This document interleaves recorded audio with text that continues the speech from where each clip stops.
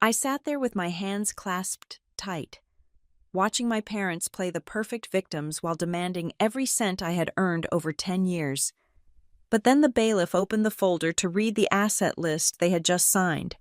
By the third item, the judge went pale, slammed his gavel, and screamed for security. In that moment, my parents realized they had not stolen my life. They had just signed their names to a bomb.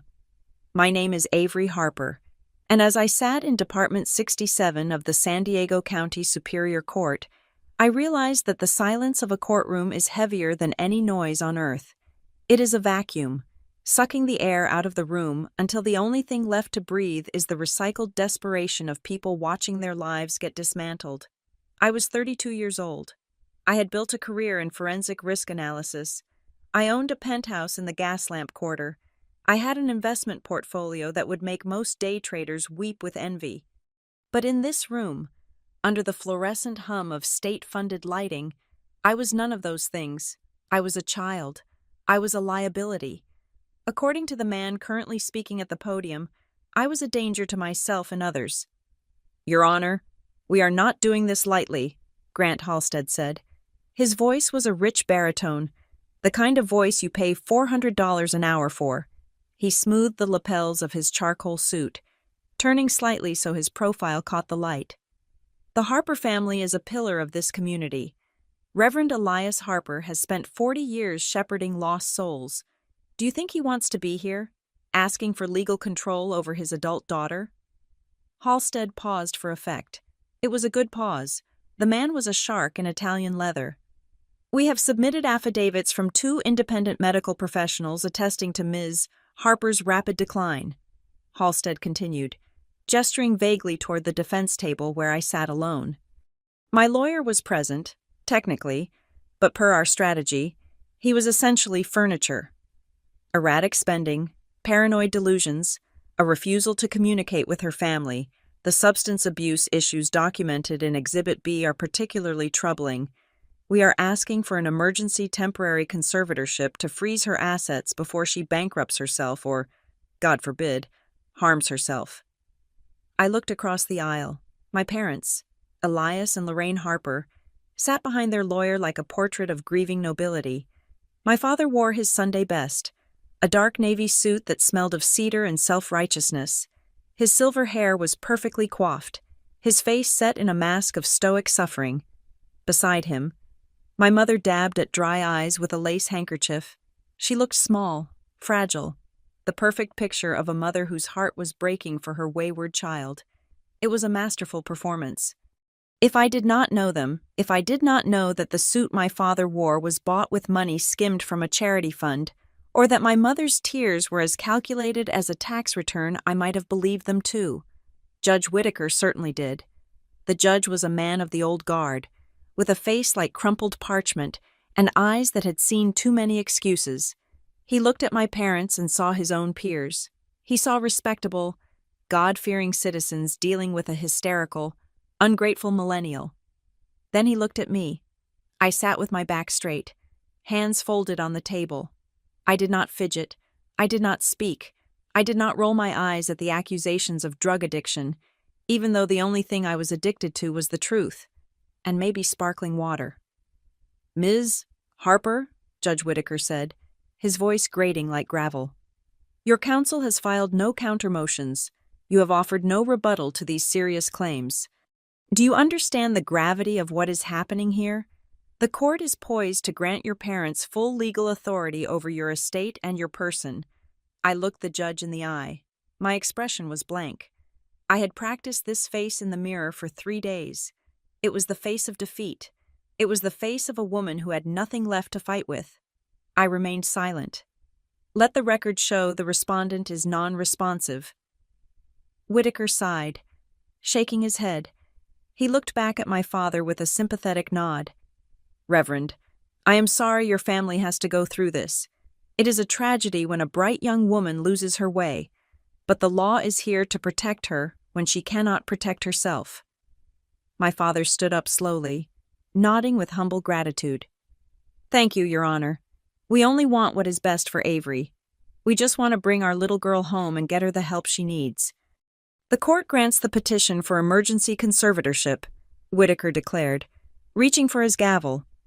Control of all assets, real estate, and financial instruments belonging to Avery Harper is hereby transferred to the conservators, Elias and Lorraine Harper, effective immediately upon signature of the acceptance of duties. The air in the room shifted. I saw the tension leave my mother's shoulders. I saw the corner of my father's mouth twitch upward. A microscopic victory lap. They had done it. They had won. They had successfully argued that the daughter they had exploited for years was crazy, and the state of California had just handed them the keys to my life. Grant Halstead opened a thick leather folder and slid a document across the table to my parents.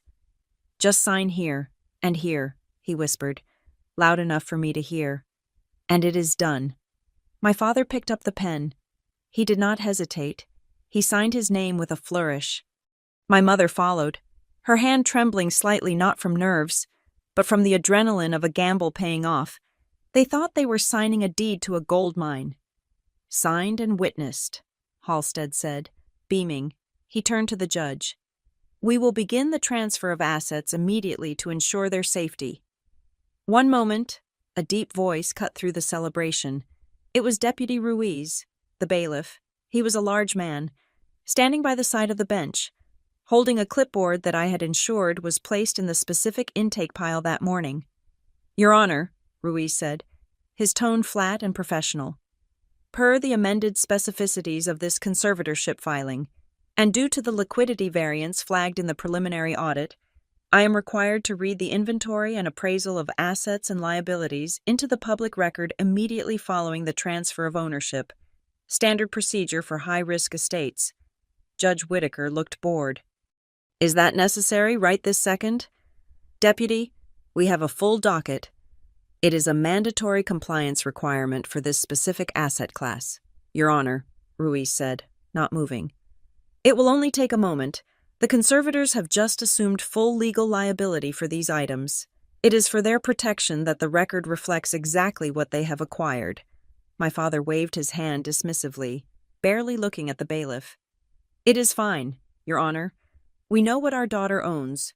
We are ready to take on the burden. There is no need to waste the court's time." "I am afraid the protocol is strict, sir," Ruiz said, stepping forward. He did not ask for permission. He opened the folder. My father huffed, leaning back in his chair, shooting a look at my mother that said, "Let the help talk. We have already won." They were mentally counting the money. They were imagining the sale of my apartment, the liquidation of my stocks, the clearing of my savings to pay off my brother Mason's debts. I unclasped my hands under the table and pressed my palms against the smooth wood. My heart rate did not spike. I was the calmest person in the room. "Item 1, Deputy Ruiz read, his voice projecting clearly to the back of the room. "Real property located at 1200 Pacific Highway, Unit 42, penthouse condominium, estimated market value $2.4 million. My mother let out a small, audible gasp. She knew I did well, but she did not know I did that well. Greed flashed across her face so nakedly it was almost obscene. My father sat up straighter. $2 million? That was enough to bury every mistake he had made in the last decade. "Encumbrances on Item 1, Ruiz continued without pausing. "Primary mortgage satisfied. However, subject to a secondary lien held by the IRS for unpaid gift tax liabilities inherited via transfer, and a pending civil forfeiture hold regarding associated wire fraud investigations linked to the property address." My father's smile faltered. He frowned, tilting his head. "Wait, what?" he muttered. Ruiz ignored him. "Item 2, Stonebridge Investment Portfolio. Total value, $850,000. The smile returned to my father's face. 800 grand. Cash. That was the lifeline. "Encumbrances on Item 2. Ruiz droned on. "Frozen pending federal audit. Portfolio is currently leveraged as collateral against a 300% short position on volatile foreign currency. Executed automatically at 9 this morning. Current margin call status active. The owner of this account is immediately liable for a negative balance of $1.2 million. The silence in the courtroom shattered. "What?" Grant Halstead snapped, standing up. "That is impossible. She has blue-chip stocks. What do you mean? -1 million?" "Sit down, counselor," Judge Whitaker barked, though he looked confused himself. "Deputy, continue." My parents were frozen. The blood was draining from my mother's face. My father looked like someone had just punched him in the gut. They had just signed a document accepting full legal responsibility for my finances. They thought they were inheriting wealth. Instead, they had just assumed a debt that would swallow the church, their house, and everything they owned. But that was just the appetizer. "Item 3, Deputy Ruiz read, turning the page. This was it. This was the one. Intellectual property and digital archives. Ruiz read, specifically, a decrypted ledger containing 10 years of transaction history for the entity known as Harper Global Outreach, including a metadata-tagged list of beneficiaries for unrecorded cash disbursements labeled as charitable gifts. Judge Whitaker froze. His hand, which had been reaching for his water glass, stopped in midair. The inventory includes, Ruiz continued, his eyes scanning the page, receipts for private school tuition, luxury vehicle leases, and vacation rentals paid for by said charity on behalf of... Ruiz hesitated. He squinted at the paper, then looked up at the judge. He looked back at the paper. On behalf of whom? Deputy Whitaker asked, his voice trembling slightly. He knew, somewhere in the back of his mind, the reptilian brain that sensed danger was screaming. Ruiz read the name. It was the name of a woman who lived in a very expensive condo in La Jolla, a woman who happened to be Judge Whitaker's mistress. And, Ruiz continued, direct wire transfers to the re-election committee of... The judge's face went from pale to a shade of gray that usually precedes a cardiac event. He looked at my father. My father looked at the judge, his eyes widening in horror as he realized what list was being read. He realized that the blackmail material he had used to keep people in line was no longer his secret weapon. It was now a public record, read aloud by a court officer, listed as an asset he had just claimed ownership of. "Stop!" Judge Whitaker screamed. He slammed his gavel down so hard the sound cracked through the room like a gunshot. The wood of the sounding block splintered. "Stop reading, Deputy. I order you to stop." Judge Whitaker stood up, his chair flying back and hitting the wall. He was breathing hard, sweat instantly beading on his forehead. He looked at the court reporter, whose fingers were hovering over the stenotype machine. "Strike that," Whitaker yelled, his voice cracking. "Strike the last record. Bailiff, seal that document. Clear the court. I want this courtroom cleared immediately." "Your Honor," Halstead stammered, looking between the terrified judge and his terrified clients. "What is going on?" "Security!" Whitaker roared, pointing a shaking finger at my parents. "Get them out of here. Take them into custody for disruption. Seal the exits. Nobody leaves with that file." Pandemonium broke out. 2 other bailiffs moved toward the aisle. My mother began to wail, a high-pitched sound of pure terror. My father looked at me. For the first time in my life, he did not look at me with disappointment or calculated affection. He looked at me with absolute fear. He realized I had not lost my mind. He realized I had not been reckless. He realized that every debt, every lien, every toxic asset, and every piece of incriminating evidence in that folder had been carefully, meticulously wrapped in a bow and handed to him, and he had signed for it. The bailiff, Deputy Ruiz, closed the folder with a snap. He looked at the judge, then he looked at me. There was the faintest shadow of a smirk on his face. He knew. I had mailed him the anonymous tip about the clerical error in the filing 2 days ago that forced this reading. As the security guards grabbed my father by the arms and my mother collapsed into her chair sobbing about her reputation, I finally moved. I stood up. I smoothed the skirt of my simple black dress. I picked up my purse. The courtroom was a chaotic swirl of shouting voices and running footsteps, but I felt a profound, cool stillness. I looked at my father as they dragged him backward. Our eyes locked. "You wanted to own me." I thought, the words ringing clear and cold in my mind. You wanted everything that was mine. Well, congratulations. Dad, you got it. I turned my back on them. Now, it is time to pay up. I walked toward the heavy oak doors, leaving the wreckage behind me. But to understand how we got to this moment, how a pastor's daughter decided to burn her family to the ground using their own matches, we have to go back. We have to go back 2 weeks, to a birthday dinner in La Jolla, and a bill that cost a lot more than just money. 2 weeks before the gavel cracked the wood in Department 67, I was sitting at a table draped in white linen, watching my mother orchestrate the illusion of a happy family. We were at the Marine Room in La Jolla, the kind of restaurant where the waves crash against the windows and the menu does not list prices for the specials, because if you have to ask, you are in the wrong tax bracket. It was my brother Mason's 34th birthday. To anyone looking at us from the other tables, we looked like the American dream personified. My father, Reverend Elias Harper, sat at the head of the table, radiating a quiet, silver-haired authority. My mother, Lorraine, was glowing, her skin smoothed by expensive creams and even more expensive lighting. She held her phone up, adjusting the angle to capture the sunset, the crystal wine glasses, and Mason's forced smile. "Everyone lean in," she commanded, her voice tight with the stress of art direction. "Mason, look successful. Tessa, show the ring. Avery, try to look a little less severe." I shifted in my chair, forcing the corners of my mouth upward.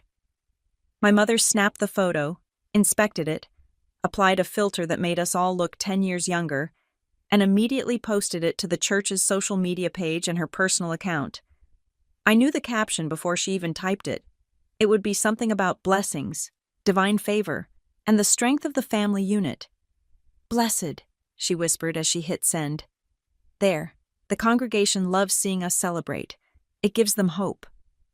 I took a sip of my sparkling water. It was the only thing I had ordered. Across from me, my sister-in-law, Tessa, was scanning the wine list with the predatory focus of a hawk spotting a field mouse.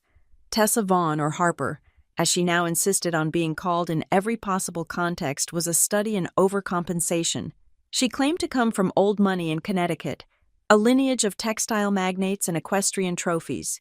In reality, she was a chaotic force of nature who treated service staff like furniture and treated me like a line of credit. She wore a dress that was slightly too formal for dinner and jewelry that was slightly too large to be tasteful. "We will start with the seafood tower," Tessa told the waiter without looking at him. She waved a manicured hand.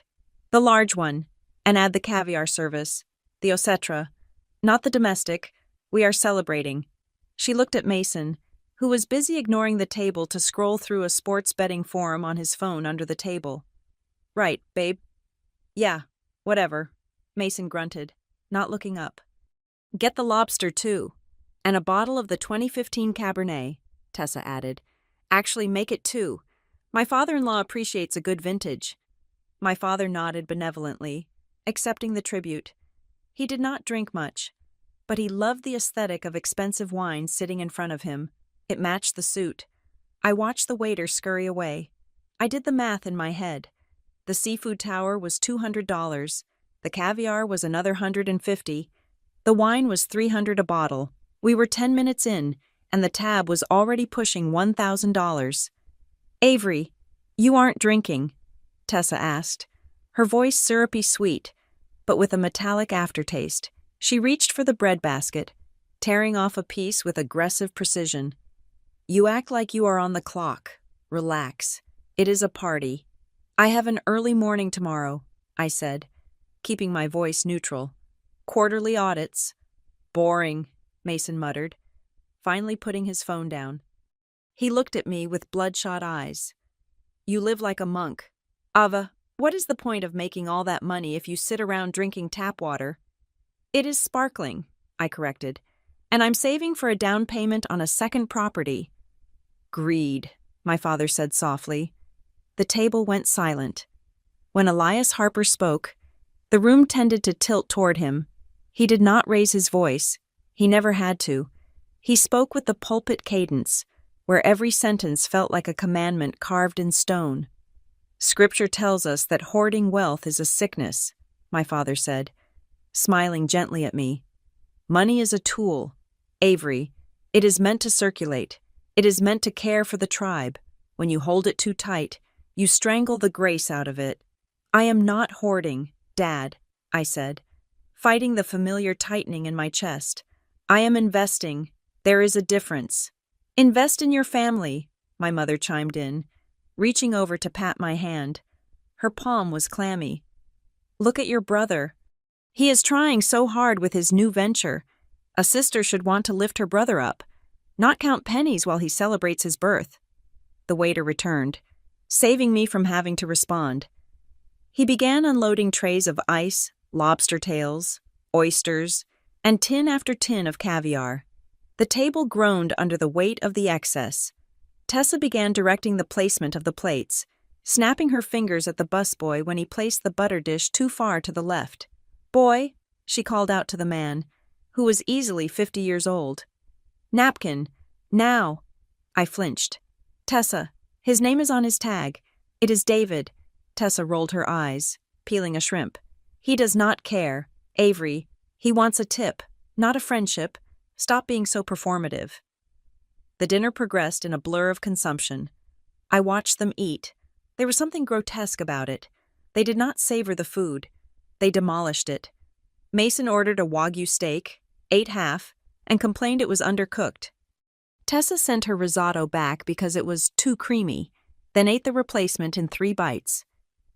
My father ate slowly, watching us all with that detached, godlike observation, as if he were judging our souls while chewing on a scallop. I sat there, my stomach empty, my mind racing. I was 32 years old, a senior forensic analyst who could trace hidden assets across 3 continents. Yet at this table, I was reduced to a 12-year-old girl afraid of disappointing her parents. Finally, the plates were cleared. The table was wiped down. The moment I had been dreading arrived. The waiter placed a black leather folder in the center of the table. He did not put it near my father. He did not put it near Mason, the birthday boy. He placed it equidistant from everyone, a neutral zone. The silence that followed was heavy. Usually, this was the part where I reached out, sighed, and put down my card. It was a ritual, the Harper family dance. They ordered, I paid, and they rewarded me with 5 minutes of praise before forgetting I existed. But tonight was different. Tonight, I kept my hands in my lap. The silence stretched for 10 seconds, then 20. Mason cleared his throat. So, great dinner. Tessa looked at the folder, then at me. Her eyebrows went up.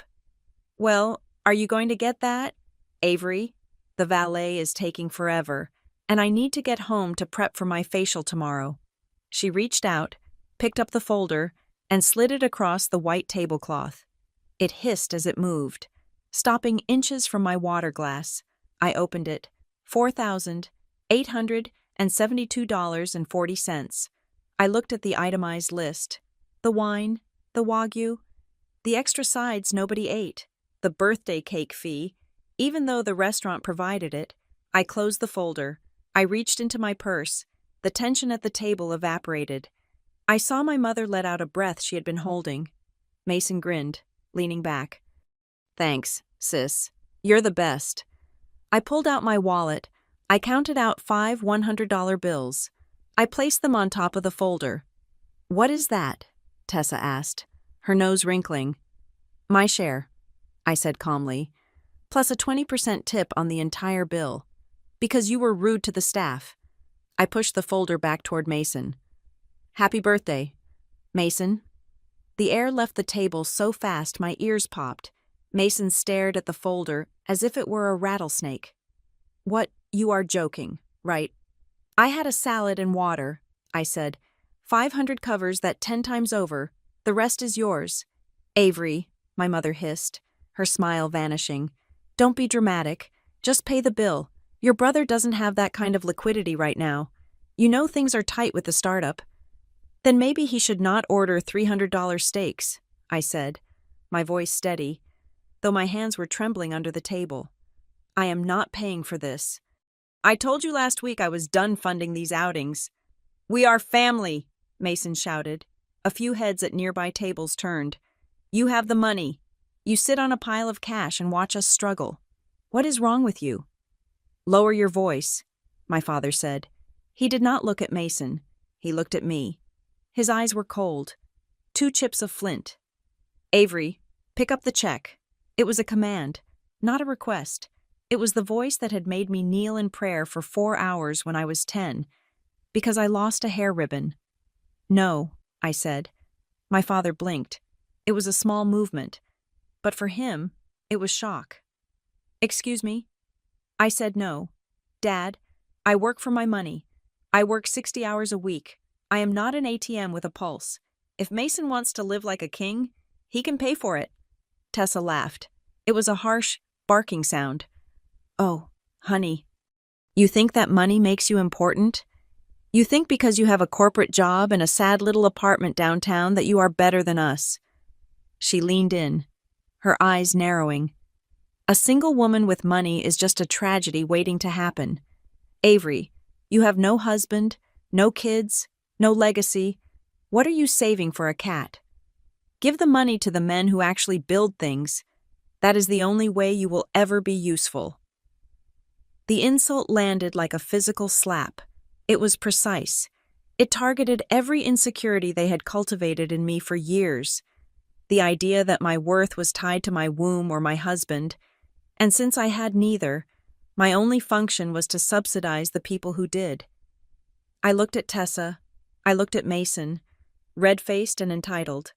I looked at my mother, who was looking around the room to see if anyone was watching, more concerned with optics than her daughter's dignity, and I looked at my father, who was simply waiting for me to break. I stood up. I am leaving, I said. You walk away now, my father said, his voice dropping to a whisper. And you do not come back until you have repented. You are embarrassing this family. I think the bill is embarrassing, I said. I grabbed my purse. The cash is for the waiter. Do not steal it. I turned and walked away. Avery, my mother called out, her voice rising to a shrill pitch. Avery, come back here. Everyone is looking. I did not stop. I walked past the host stand, past the aquarium filled with lobsters that had no idea they were about to be put on a credit card that would decline, and out into the cool, salt air of the parking lot. I handed the valet my ticket. My hands were shaking so hard, I almost dropped it. As I waited for my car, my phone began to buzz. Buzz. Mom. How dare you? You have ruined your brother's night. Buzz. Mason selfish bitch. I hope you choke on your money. Buzz. Tessa. We are going to have to call the deacon to cover this. I hope you are proud of humiliating your father. Buzz. Dad. We need to talk about your heart condition. It has grown hard. We will fix this. My car arrived. A sensible sedan. Fully paid off. I got in and locked the doors. The sound of the locks clicking shut was the most comforting sound I had heard all night.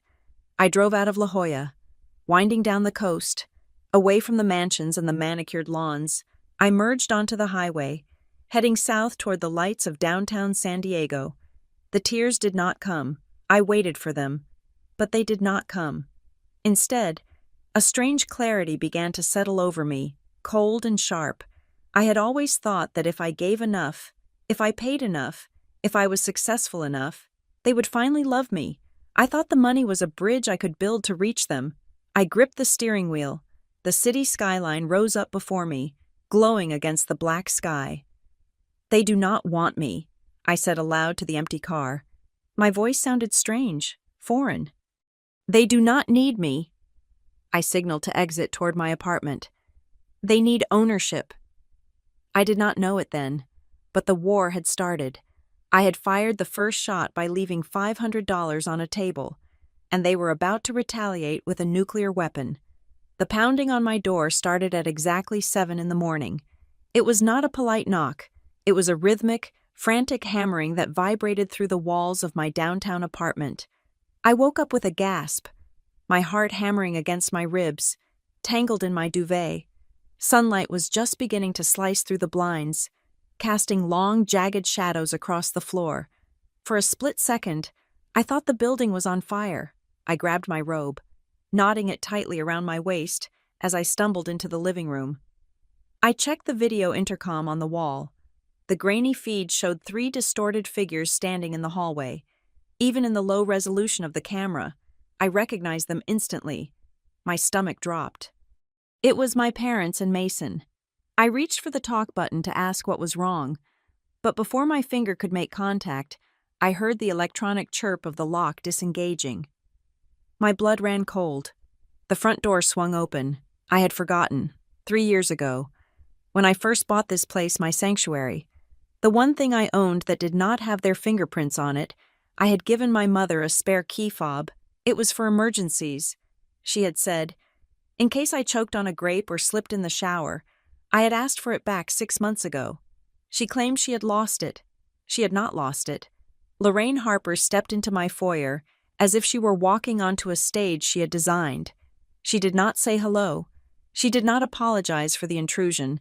She simply swept past me, her eyes immediately scanning the room, judging the tidiness, the furniture, the silence. It smells stale in here, she said. Do you never open a window? Mason followed her. He looked awful. His skin was the color of wet dough, and his eyes were darting around the room like a trapped animal. He was wearing a hoodie that cost $600, but he looked like he had been sleeping in a car. And then came my father.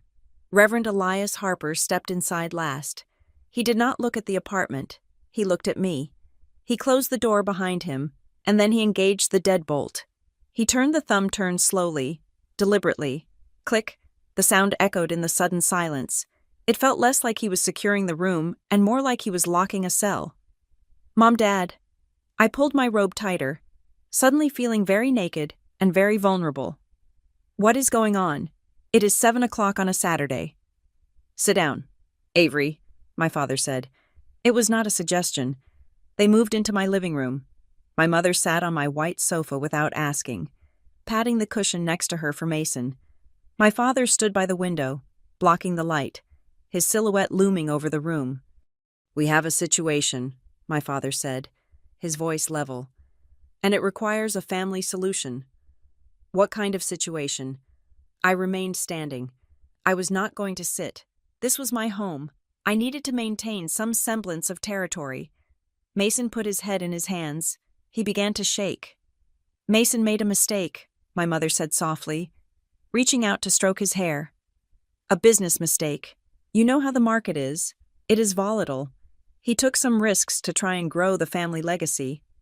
What kind of risks? I asked, looking at my brother. Mason, look at me. What did you do? Mason looked up. His eyes were wet. I needed liquidity, he mumbled. The crypto exchange was a sure thing. I just needed to bridge the gap until the Series A funding came through for the startup. I borrowed some capital. From a bank, I asked. Mason winced. From a private lender, my father interjected. The air in the room grew heavy. In my line of work, private lender usually meant one of 2 things: a predatory hard money loan with 60% interest, or organized crime. Given the sheer terror radiating off my brother, I guessed it was the latter. How much? I asked. My father reached into his jacket pocket and pulled out a folded document. He placed it on my coffee table. $500,000, he said. I stared at him. $500,000, Mason. You borrowed $500,000 from a loan shark. It is not just 500, Mason whispered, his voice cracking. The interest creates a compound variance. It goes up every day I do not pay. They said they would come to the house. They said they know where Tessa gets her Pilates done. Does Tessa know? I asked. The reaction was instantaneous. Panic flared in all 3 of them. No, my mother hissed, leaning forward. She cannot know. You know how delicate she is. If she finds out Mason is in this kind of trouble, she will leave him. She comes from a certain world. Avery, they do not deal with this kind of mess. It would destroy this family's reputation if she filed for divorce. I looked at them. They were terrified of Tessa leaving. They were terrified of losing the connection to her old money illusion. They were more afraid of a divorce scandal than the fact that their son had essentially signed a death warrant. "So why are you here?" I asked, though I already felt the answer closing in around my neck like a noose. My father tapped the document on the table. "We need to pay them off. Today." "I do not have $500,000 in cash," I said. "And even if I did—" "We know you do not have the cash," my father cut in. "But you have this apartment, and you have your stock portfolio. We have spoken to a notary. She is willing to come over within the hour." I blinked, trying to process the insanity of what he was proposing. "You want me to sell my home?" "Not sell," my mother said quickly. "Collateralize. We need you to sign a deed of trust. We will take out an emergency bridge loan against the equity of this penthouse. It is worth over $2 million. Avery, it is plenty to cover Mason's debt. We will pay it back within 6 months. Mason has a deal pending in Singapore. Once that closes, the money goes right back into your account. You won't even notice it." "I will notice a $500,000 lien on my property," I said, my voice rising. "Are you insane? You want me to risk my home, the only thing I actually own, to pay off Mason's gambling debt?" "It is not gambling," Mason shouted, standing up. "It was leverage. You don't understand business. Avery, you just punched numbers in a cubicle." "I understand that you are broke and I am not," I snapped. "That is enough," my father commanded. Mason sat back down, sulking. Elias Harper walked over to me. He stood close, invading my personal space. He smelled of coffee and expensive cologne. "Avery," he said, his voice dropping to that deep, persuasive timbre he used during the altar call. "We are not asking you to give away your money. We are asking you to save your brother's life. These men, they are not Christians. They will hurt him. Do you want that on your conscience? Do you want to stand over your brother's grave knowing you could have saved him with a signature?" "Why don't you sell your house?" I asked, looking him in the eye. "Or the vacation cabin in Aspen?" "We cannot," my mother said, tears starting to flow. "Everything is tied up in the church trust. You know that. And if we liquidate assets now, the board will ask questions. It would trigger an audit. We cannot risk the ministry. Avery, your father's work is too important." "So my work doesn't matter?" I asked. "My security doesn't matter?" "You are single," my mother said, as if that explained everything. "You have no dependents. If something happens, you can bounce back. Mason has a wife. He has a public image. He has so much more to lose." I looked at them, really looked at them. I saw the entitlement etched into their faces. They truly believed this. They believed that because I was the unmarried daughter, I was merely a resource to be harvested to protect the heir. "I won't do it," I said. My father's face hardened. "What did you say?" "I said no. I am not signing anything. I am not putting a lien on my home. If Mason is in trouble, he needs to go to the police, or tell Tessa and sell her jewelry. But I am not lighting myself on fire to keep him warm." "You selfish little girl," my mother spat out. The venom in her voice was shocking. "After everything we did for you, we gave you life. We raised you." "You raised me to be a spare part," I said. "I paid for my own college. I paid for my own car. I bought this apartment with money I earned while you were buying Mason-tailored suits for businesses that never launched." "We paid for your education," my mother shouted. "No, you didn't," I yelled back. "I worked 3 jobs. I took out loans." "We had the money," she screamed, losing control. "We had the money set aside for you, but Mason needed it for the incubator program in Palo Alto. We made a choice for the future of the family." The room went dead silent. My mother clamped a hand over her mouth. Her eyes went wide. I stood there, feeling the ground shift beneath my feet. "What?" I whispered. I remembered that year. I was 18. I had gotten into Columbia. It was my dream. But my parents told me the church was struggling, that the funds were tight. They told me they could not help me. I had to go to a state school. I had to work nights. I spent 4 years exhausted. thinking my family was sacrificing alongside me. But the same month I started waiting tables to pay for textbooks. Mason had moved to California with $100,000 in seed capital. "You had the money?" I asked, my voice trembling. "You had my tuition money, and you gave it to him." My father stepped between me and my mother. He did not look ashamed. He looked annoyed that the secret was out. "It was a strategic decision," my father said coldly. "Mason had a vision. We invested in the person who had the potential to bring the greatest return for the family name. That is how dynasties work. Avery, sacrifice is required. Sometimes one child must step back so the other can step forward. It is biblical. Isaac was willing to be sacrificed by Abraham. It is the highest form of love." "You are comparing paying off a loan shark to human sacrifice." I laughed. It was a dry, broken sound. "You people are sick. We are your parents," my father boomed, his voice filling the small room. "And you will honor us. You will sign that paper. Mason is in danger. If you do not help him, you are no daughter of mine."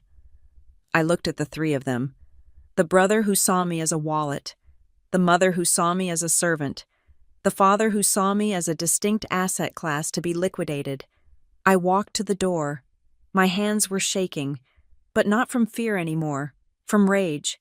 I unlocked the deadbolt. I threw the door open wide. "Get out," I said. "Avery, be reasonable," Mason started. "Get out," I screamed. The sound tore from my throat, raw and primal. "Get out of my house. Get out of my life. If you ever come near me with a piece of paper again, I will call the police and I will tell Tessa everything." My mother stood up, smoothing her skirt. She looked at me with pure disgust. "You will regret this. You will die alone, Avery, and you will deserve it." She walked out. Mason followed, looking back at me with a mix of hatred and terror. My father paused at the threshold. He did not shout. He did not look angry.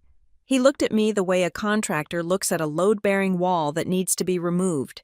He looked calculating. "You think you have a choice," he said quietly. "That is your problem, Avery.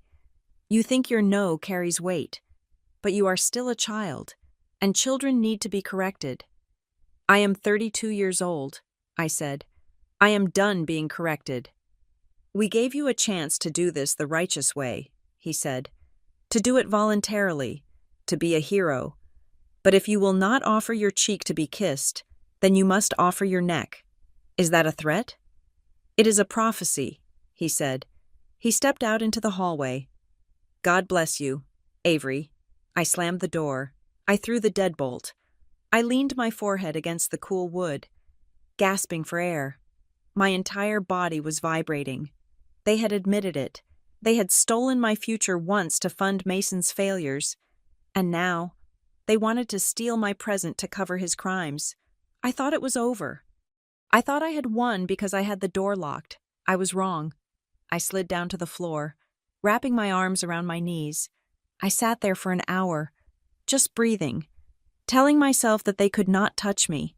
The apartment was in my name. The accounts were in my name. I was safe, but I underestimated them. I underestimated how desperate they were, and I underestimated what a man like Elias Harper would do when he felt his authority was being challenged. The clock on the wall ticked. 7:55. I did not know it then, but the countdown had already started. 48 hours. That was all the time I had left of freedom. In 48 hours, I would walk into my office and find out that I no longer existed. They were not going to sue me. They were not going to beg me. My father was right. He wasn't going to wait for me to volunteer. He was going to erase me. Monday morning arrived with the deceptive calm of an executioner hiding the axe behind his back. I walked into the lobby of Stonebridge Forensic and Risk at 8:15. I held a cup of black coffee in one hand and my leather briefcase in the other. My mind was already cycling through the tasks for the day. I had a fraud analysis to finish for a client in Zurich and a meeting with the compliance team at 10. After the disaster with my family 48 hours prior, work felt like a sanctuary. Numbers did not lie. Spreadsheets did not gaslight you. Algorithms did not demand you set yourself on fire to keep them warm. I walked to the turnstiles, the same way I had for 5 years. I fished my security badge out of my purse. It was a reflex. I tapped the plastic card against the reader. Usually, there was a pleasant chime and a green light.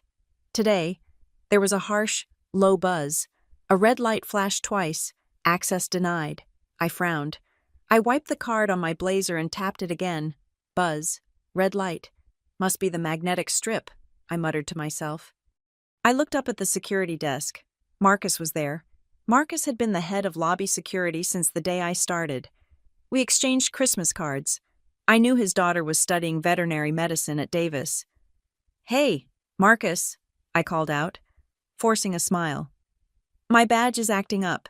Can you buzz me through?" Marcus did not smile back. He did not even look me in the eye. He looked down at his monitor, his jaw tight. "I cannot do that, Ms. Harper," he said. His voice was stiff, robotic. "What do you mean?" I walked over to the desk. "It is me, Avery. I have a meeting in 20 minutes. "Your access has been revoked," Marcus said. He finally looked up. There was no warmth in his eyes, only a mixture of pity and professional distance. "I have orders to escort you off the premises immediately." Revoked by whom? My heart began to thud against my ribs, a heavy, dull rhythm. "I am a senior lead analyst. You cannot just revoke my access without—" "Ms. Harper." A voice came from behind me. I turned. It was not my boss. It was not HR. It was a man I had never seen before. He was short, wearing a rumpled suit that looked like he had slept in it. He held a thick envelope in his hand. "Avery Harper," he asked. "Yes." He thrust the envelope toward my chest. "You have been served." I stared at the envelope. "What is this?" "Emergency ex parte order," the man said, already turning to leave. "Temporary conservatorship of the person and estate. You are legally incapacitated. Ma'am, have a nice day." He walked out the revolving doors before I could even inhale. I looked at the papers. I ripped the envelope open right there in the lobby, my hands shaking so hard I nearly tore the document. Superior Court of California, County of San Diego. Petitioner. Elias Harper and Lorraine Harper. Respondent Avery Harper. I scanned the paragraphs. The legal language was dry, violent, and absolute. The respondent exhibits signs of severe paranoid schizophrenia and acute opioid dependency. The respondent has been observed engaging in erratic, high-risk financial behaviors indicative of a manic episode. The respondent poses an immediate danger to her own financial solvency and physical well-being. Attached was an affidavit signed by a Dr. Eris Thorne. I had never met a Dr. Thorne. I had never even heard of a Dr. Thorne. Yet, here was his signature, swearing under penalty of perjury that he had evaluated me and found me to be mentally incompetent. "This is a lie," I whispered. The lobby was spinning. "This is insane." "Ms. Harper," Marcus said. He had come around the desk. He was standing too close. "Please, do not make a scene. I have to ask you to leave." "Marcus, you know me," I said, my voice rising. "I am not on drugs. I am not crazy. My parents are doing this because I wouldn't give them money." "I cannot get involved, ma'am," Marcus said. He put a hand on my elbow. It was a gentle touch, but it was firm. He was guiding me toward the door. "HR has already cleared your desk. Personal effects will be mailed to your guardian's address." Guardians. The word tasted like bile. They are not my guardians. I am a 32-year-old woman. People were staring, the receptionists, the interns waiting for the elevator. They looked at me with wide, frightened eyes. To them, I was not Avery the analyst anymore. I was Avery the crazy woman who had to be dragged out by security. I shook Marcus off. "Do not touch me." I walked out the door. The morning sun was blinding. I felt like I had been punched in the throat. I needed to call my lawyer. I reached into my purse for my phone. I unlocked it and tapped the banking app icon. I needed to see if they had touched my savings. Login failed. User access suspended. I tried my credit card app. Account closed by administrator. I tried my investment brokerage. Account frozen court order. I stood on the sidewalk, surrounded by people rushing to work, and realized I was suffocating. They had cut off my oxygen. In the modern world, money is air. Without it, you do not move, you do not eat, you do not exist. I dialed my bank's customer service line. My fingers were numb. "I am sorry," the automated voice said. "The access code you entered is no longer valid." I hung up. I dialed the number for the HR department at Stonebridge. I needed to talk to Karen. She would understand. She knew I was sane. "Stonebridge Human Resources," Karen answered. "Karen, it is Avery. You have to listen to me. My parents." "Avery," Karen cut me off. Her voice was cold. "I have been instructed to direct all communication to your court-appointed conservators.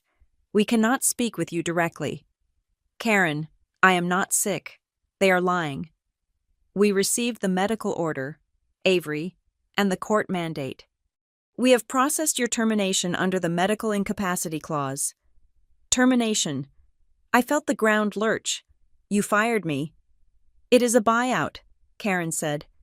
"Per your contract, we expedited the severance package and the stock option liquidation. Do not send that money to me." I panicked. "Karen, listen, do not wire that money." "It has already been wired," she said, "to the account provided by your conservators. It is designated for your residential treatment costs. Goodbye, Avery." The line went dead. I stood there, staring at the phone, my severance, my stock options, 5 years of hard work, hundreds of thousands of dollars, gone. They had not just fired me, they had handed the payout directly to the people who had engineered the firing.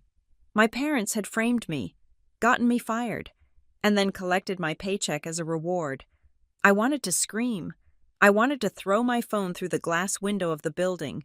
I wanted to run back inside and tear the place apart. But I did not. A strange, icy calm washed over me. It was the same feeling I got when I found a discrepancy in a ledger that everyone else had missed. It was the feeling of the puzzle pieces clicking into place. I lowered the phone. I took a deep breath. If I screamed, I proved I was unstable. If I cried, I proved I was weak. If I ran to my parents' house and banged on the door, I proved I was violent. They had built a cage where any reaction I had would only tighten the bars. "Think," I told myself. "You are not a victim. You are an analyst. Who signed the order, Judge Whitaker? Who was the doctor, Eris Thorne? Who was the lawyer, Grant Halstead? This was not a family dispute. This was a complex financial extraction operation. My parents were not smart enough to pull this off alone. They had help. They had a team. And they had made one critical mistake. They thought they had taken everything." I turned and walked toward the parking garage. I did not go to my car. My car had a GPS tracker built into the navigation system. If the conservatorship was active, they would be tracking it. They would come for the car within the hour. I walked past my sedan. I walked out of the garage and down the street. I walked 4 blocks to a public bus stop. I waited. When the bus came, I paid with the only thing they could not freeze, the wad of cash I kept in the lining of my purse. I rode the bus for 40 minutes, heading south toward National City. I watched the neighborhoods change. The glass towers of downtown faded into strip malls, auto body shops, and check cashing stands. I got off at a corner near the shipyard. I walked 2 blocks to the Starlight Motel. It was a beige stucco box with peeling paint and a sign that promised color TV, as if that were still a luxury feature. I walked into the office. The manager was behind bulletproof glass. "Room for a week," I said. "Cash?" He did not ask for ID. He just took the $300 and slid a physical metal key under the glass. "Room 12, he grunted. "Checkout is at 11. I walked to room 12. It smelled of bleach and stale cigarette smoke. The carpet was sticky. The curtains were torn. I locked the door. I pulled the curtains shut. I sat on the bed and opened my briefcase. Inside, beneath a false bottom I had installed years ago for traveling to high-risk countries, was my Plan B, $20,000 in cash, a burner smartphone, and a black, unmarked laptop that had never connected to my home Wi-Fi or my work network. My parents thought they had cut the power. They thought Avery Harper was helpless without her credit cards. But they forgot what I did for a living. I hunted people who hid money. I tracked people who thought they were invisible. I powered on the laptop. The screen glowed blue in the dim room. I did not log into my bank accounts. That would flag my location. Instead, I opened a terminal window. I typed in a string of code. 3 years ago, when I bought the penthouse, I had installed a custom smart home system. Thermostats, locks, cameras, motion sensors. I had set it up myself, and like any good paranoid security expert, I had built a back door, a root access entry point that bypassed the user interface. My parents had my keys. They had the deed. They probably thought they owned the place now. I hit enter. The screen flickered, and then a grid of video feeds popped up. My heart stopped. There they were. The camera in the living room showed my brother, Mason. He was walking around my apartment with his shoes on. He was eating a sandwich, crumbs falling onto my pristine white rug. He was dragging a suitcase, and behind him, my sister-in-law, Tessa. She was holding one of my designer handbags. She was holding it up to the light, inspecting it. I cannot believe she kept this in a dust bag. I heard Tessa's voice through the laptop speakers. It was tinny but clear. Who saves a Birkin for special occasions? What a waste. It is ours now, Mason said, his mouth full. He kicked his feet up onto my coffee table. Everything is ours. I watched them. I watched them violate my sanctuary. I watched them touch my things with their greedy hands. I watched them laugh at the life I had built. They were not just squatting, they were celebrating. They thought I was in a hospital, or on the street, or crying in a corner. They thought I was legally dead. They had stripped me of my rights. They had made me a ghost in the eyes of the law. Fine, I thought, my fingers hovering over the keyboard. If you want a ghost, I will give you a ghost. I was not going to sue them. Lawsuits took years, and I had no standing. A judge would look at my medical record and dismiss anything I filed. No, I had to destroy the narrative. I had to prove that the conservatorship was not about protection, it was about profit. And to do that, I needed to let them think they had won. I needed them to feel safe. I needed them to get comfortable. I watched Mason pull a bottle of whiskey from my cabinet, a bottle I had been saving for my wedding day, if I ever had one. He cracked the seal and took a swig straight from the bottle. To the Harper Family Trust. He toasted to the empty room. I leaned closer to the screen. Drink up, Mason, I whispered to the glowing image. Enjoy it. I opened a new window on the screen. I started a new file. Target Harper Estate. Objective total liquidation. I was not the prey anymore. I was the hunter, and I had a front row seat to their destruction. The glow of the laptop screen was the only source of light in my cramped motel room. Outside, the sounds of the shipyard in National City drifted through the thin walls, the clanging of metal, the deep groan of cranes, and the occasional shout of a dock worker, but my world had shrunk to the 13-inch display in front of me. I sat cross-legged on the bedspread, which smelled faintly of industrial detergent and despair, and watched my life being dismantled in high definition. My custom security system, the one my parents thought they had bypassed by simply taking my physical keys, was broadcasting a live feed from every room in my penthouse. I watched as the front door swung open.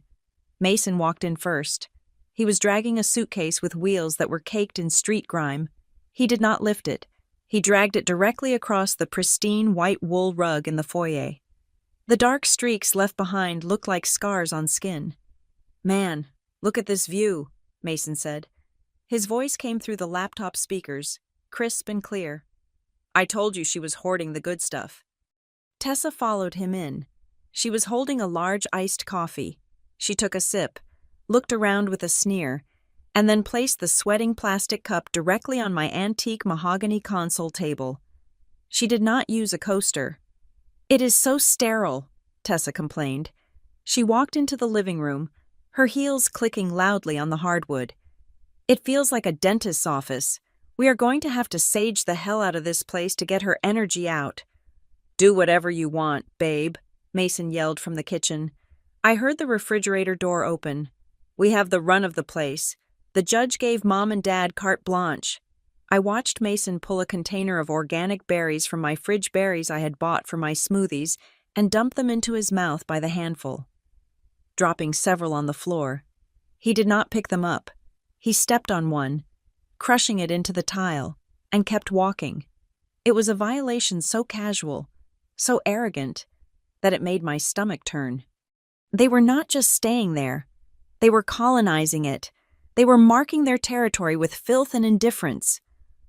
Hold on, Tessa said. She stopped in the middle of the living room. She pulled her phone out of her pocket and adjusted her hair in the reflection of the turned-off television. I need to update the followers. They need to know we are in a transition period. I watched, mesmerized by the horror of it, as she opened Instagram. Hey, beautiful souls, Tessa chirped, her voice instantly shifting an octave higher into a fake, bubbly persona. She held the phone up, spinning around to show off my living room. So, big news, we are doing a little emergency house sitting for a family member who is going through a really tough mental health crisis. We are just here to hold space and clear out the negative energy. She walked over to the coat rack where I had left my favorite blazer, a structured black piece I had worn when I presented my first major findings to the board. Like, look at this, Tessa said to the camera, touching the fabric with 2 fingers as if it were contaminated. So dark, so heavy, you can just feel the depression clinging to it. We are going to do a massive cleanse, out with the old, in with the light. She took the blazer off the hanger. No, I whispered to the screen. She walked to the kitchen, opened the cabinet under the sink, and pulled out a black trash bag. She shoved the blazer inside. Donate or toss? She asked her livestream audience. Let's toss. Bad vibes need to be incinerated. She laughed. It was a light, tinkling sound that made my blood boil. She was turning the destruction of my career into content. She was monetizing my erasure. My hands clenched into fists. I wanted to drive down there. I wanted to storm in and scream. But then, the analyst in me took over. The part of my brain that had spent 10 years hunting fraudsters woke up. Let them play. The voice in my head whispered. They are comfortable, and people who are comfortable get sloppy. I minimized the video window. I opened a terminal command line. When I set up the network for my apartment, I had built it like a fortress, but I had also installed a monitor, a packet sniffer that logged every keystroke, every website visit, and every file transfer that happened on my Wi-Fi. I saw a new device connect to the network. Device name Mason MacBook Pro. Got you, I whispered. Mason had sat down at my dining table, on the video feed. I saw him open his laptop. He cracked his knuckles. I watched the data stream on my screen. Destination IP 192.168, URL. Request HTTP.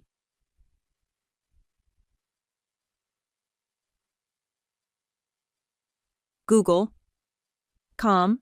Search. QUS high stakes. Vegas. Com. Login. King Maze 89. He was gambling. Of course he was. He owed $500,000 to loan sharks, and his solution was to try and win it back online. But I did not care about the poker. I waited. After 20 minutes, he minimized the browser. I saw him open a cloud storage drive. File access Harper Family Outreach Ledger FY24 XLSX. My breath hitched. This was it. This was the file my father kept on an encrypted drive in his study. I had never been allowed to see it. He always claimed it contained sensitive donor information for the church confidential confessions and tithes that were between the giver and God. Mason, in his arrogance, had made a copy, and now he was opening it on my network, unencrypted, because he thought he owned the world. I executed a command to mirror his screen. A spreadsheet popped up on my display. It looked like a standard accounting ledger at first. Columns for incoming donations, mission expenses, and community support. I scanned the rows. September 4th. Donation $10,000. Source anonymous. September 5th. Expense community outreach. Youth program. Amount $8,000. It looked legitimate, but then I looked closer at the metadata of the destination accounts. I ran a quick query on the routing number listed under Youth Program Vendor. It did not go to a youth program. It went to a shell company registered in Delaware called HGO Logistics. I dug deeper. I pulled up the corporate registry for HGO Logistics. Registered Agent Mason Harper. My eyes widened. I went back to the ledger. I started tracing the community support payments for the last 2 years. January 12th. Expense shelter supplies. Amount $4,500. Real destination Saks, 5th Avenue. March 3rd. Expense missionary travel fund. Amount $12,000. Real destination. The Ritz-Carlton. Maui. July 15th. Expense emergency relief. Amount $6,200. Real destination. Mercedes-Benz Financial Services. I felt a chill run down my spine that had nothing to do with the motel's air conditioning. This was not just Mason being irresponsible. The sheer volume of transactions, hundreds of thousands of dollars over 5 years, meant my father knew, my mother knew. They were funneling tax-exempt donations from their congregation money, given by elderly women on fixed incomes, by families hoping for a miracle into a shell company, and they were using that company to pay for their lifestyle. Tessa's old money facade, paid for by the collection plate. Mason's startup capital, stolen from the poor box. My father's blessed life. It was grand larceny, and then I saw it, the line item that made my heart stop. August 1st, transfer purchase of real estate debt. Beneficiary Avery Harper, loan servicing. Note, acquisition of distressed asset. I stared at the screen. They had used stolen church money to buy the secondary debt on my apartment 3 months ago. They had been planning this. They did not just react to Mason's debt crisis. They had been setting me up to be the failsafe. They had bought the leverage on my home using illegal funds. So if they ever needed to liquidate me, they held the note. "You monsters," I whispered. I typed furiously. I needed everything. I initiated a full download of the ledger. I downloaded the email archives Mason had foolishly synced to the laptop. I downloaded the chat logs between him and my father. Download progress. 20%, 40%. On the video feed. Mason laughed at something on his screen. He had no idea that 10 miles away, the sister he thought he had buried was final nail in the coffin download complete. I immediately encrypted the files. I uploaded them to 3 separate secure cloud servers located in Switzerland, Iceland, and Singapore. I saved a copy to a physical thumb drive. I sat back, my heart racing. I had the smoking gun. I had the proof of embezzlement, wire fraud, and tax evasion. But it was not enough. If I went to the police now, my parents would spin it. They would say Mason was a rogue actor. They would say I hacked them because I was mentally unstable. The conservatorship order already said I was paranoid. They would claim I fabricated the documents. My father had friends in the police department. He had friends in the district attorney's office. He was a pillar of the community. I could not just expose them. I had to trap them. I had to make them confess. I had to make them sign their names to the crime in a way that no lawyer could ever undo. I looked at the screen one last time. Tessa was now trying on my jewelry, holding a diamond necklace up to her neck. "I deserve this," she said to her reflection. "Yes, you do," I said to the screen. "And you are going to get exactly what you deserve." I closed the laptop. I needed a lawyer. But not a corporate lawyer from a big firm. They would be too scared of the political fallout. They would want to settle. I needed a shark. I needed someone who was hungry. Someone who had a grudge. I remembered a name from my childhood. A man who used to attend my father's church. He was a brilliant attorney, a man of faith. Until he started asking questions about where the building fund was going, my father had destroyed him. He had spread rumors that the man was an adulterer, a thief. He had turned the entire congregation against him until the man lost his practice, his wife, and his reputation. Calvin Red, last I heard, he was working out of a strip mall in El Cajon, handling DUIs and petty theft. He was the only person in San Diego who hated Reverend Elias Harper as much as I did right now. I packed my laptop. I checked the roll of cash in my bag. It was time to go to work. I walked to the door of the motel room. I looked back at the unmade bed. The Avery Harper who had cried over a restaurant bill 2 weeks ago was gone. She had died in that courtroom. The woman walking out the door was something else entirely. I was the audit, and I was coming for the balance.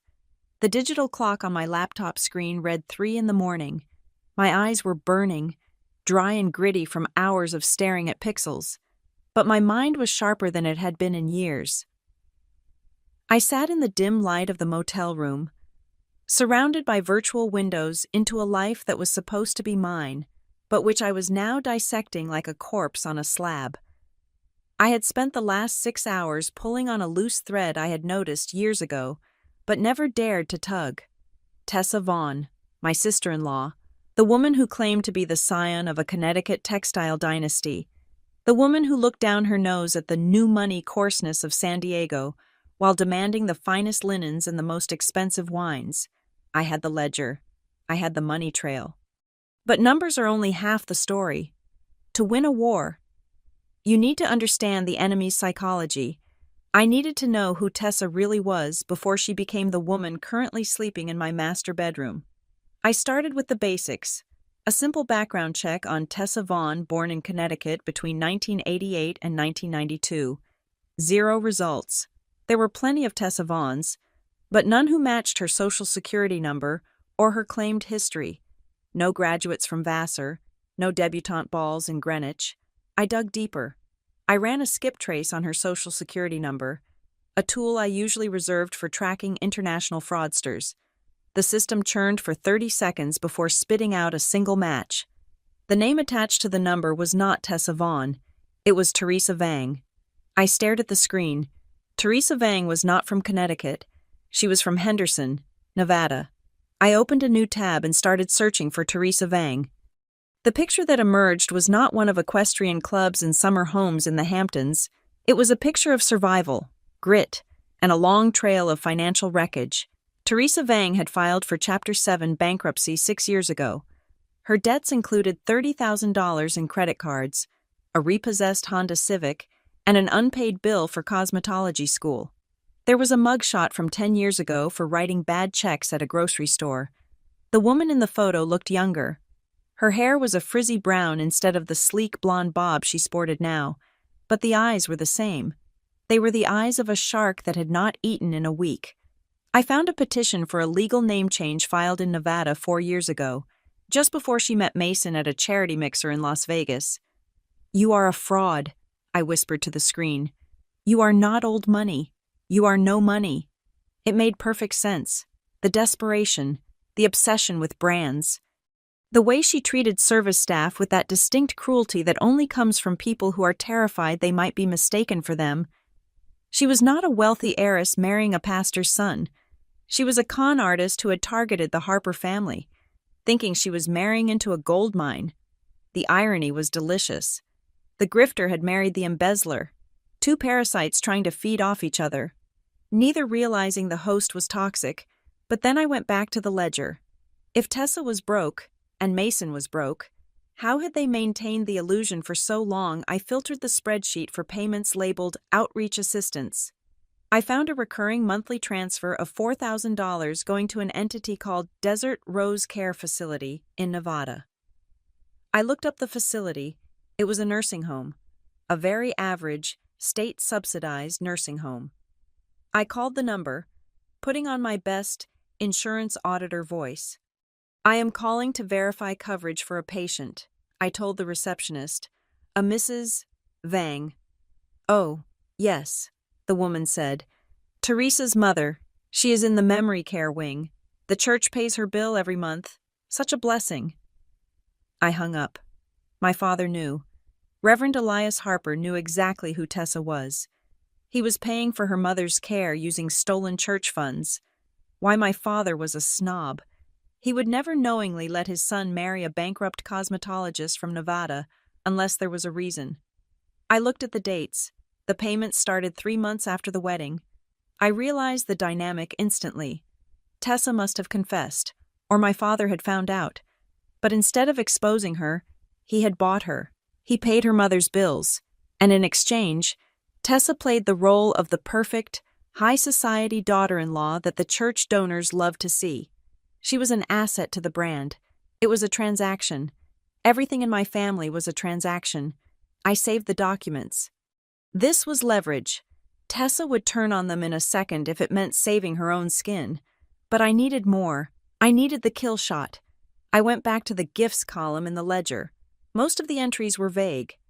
Guest speaker honorarium, consulting fee, but there was one entry that appeared 3 times in the last year. It was listed as strategic advisory retainer. The amount was $5,000 per transaction. The recipient was Whitaker Legal Solutions, LLC. The name Whitaker triggered a memory. Judge Whitaker, the man who had signed my conservatorship order without even looking at me. The man who had screamed for security when the bailiff started reading the list.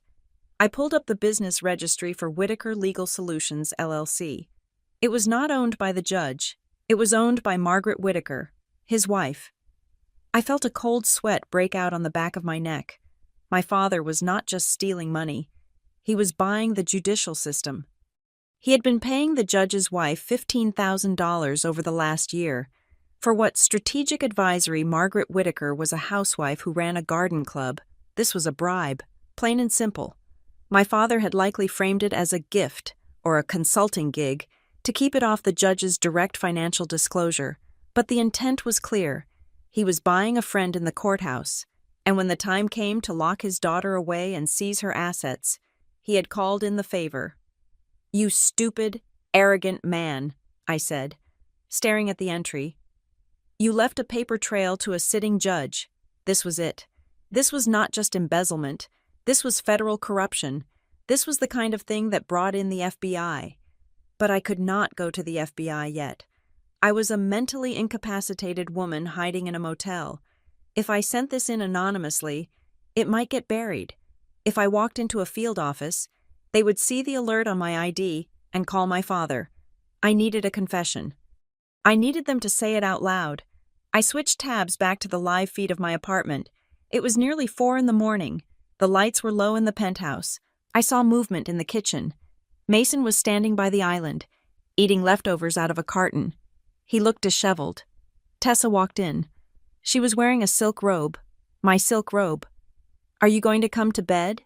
she asked. Her voice was sharp, lacking the sweetness she used for Instagram. "Get off my back, Tess," Mason snapped. "I am thinking about what? How to lose another 10 grand. Tessa crossed her arms. "I saw the notification on your phone. Mason, you are playing again. I am trying to win it back." Mason slammed the carton down. "Do you think this is a game the lenders are still calling?" "Tessa, Mom and Dad's plan gave us some breathing room, but we still need cash to pay off the principal." "Breathing room," Tessa laughed. A harsh, ugly sound. "Your parents are suffocating us. Your dad treats us like employees. Do this, Tessa. Wear that. Tessa, smile for the camera. Tessa, I am tired of dancing for your father just so he keeps paying for my mom's home." "Don't start," Mason warned. "I will start," she hissed. "We are living in your sister's apartment, wearing her clothes, pretending we are rich, but we are just waiting for your dad to wash the money through the account so he can give us our allowance. It is pathetic. It is necessary." Mason lowered his voice, looking around as if he suspected the walls had ears. "Look, once the sale of the apartment goes through, Dad said he would cut us a check for 20%. That is clean money. Tess, that is legal money. We just have to wait for the 30-day holding period on the conservatorship to clear." "Clean money," Tessa scoffed. "Nothing in this family is clean. Your dad is running a laundering operation out of a chapel. Mason. And now he has bribed a judge to lock your sister up just to cover the shortfall." I stopped breathing. There it was. Tessa had said it. Bribed a judge. Laundering operation. "Shut up," Mason hissed. "Do not say that word." "Why?" Tessa challenged. "Who is listening, Avery? She is probably drooling on herself in a motel somewhere, terrified to move. She is done. Mason, we won. But it does not feel like winning when I still have to beg your mother for credit card authorization. Just give it a month, Mason said, rubbing his face. We sell the place. We pay off the shark. We take the rest and go to Europe. Just stick to the script. I am sick of the script, Tessa muttered, grabbing a bottle of water. I hope your sister enjoyed her freedom while she had it, because selling your soul to your father is exhausting. She walked out of the frame. Mason stood there for a moment, looking at the dark window. Sorry, Ave, he whispered to the empty room, but it was you or me.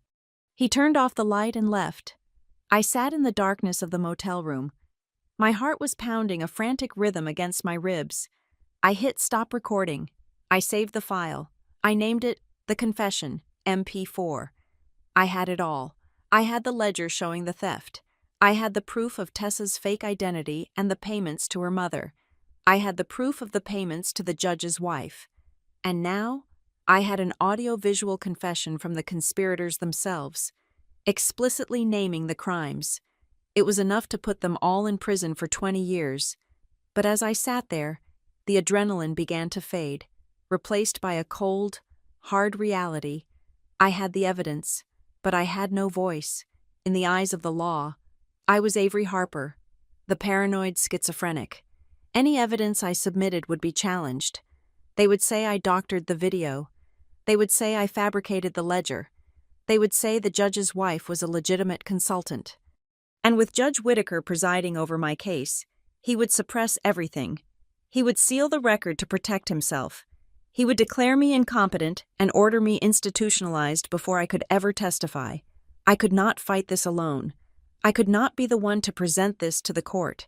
I needed someone who could walk into that courtroom and drop the bomb for me, someone who knew the system, but who operated outside of my father's sphere of influence, someone who had nothing to lose and everything to gain by watching Elias Harper burn.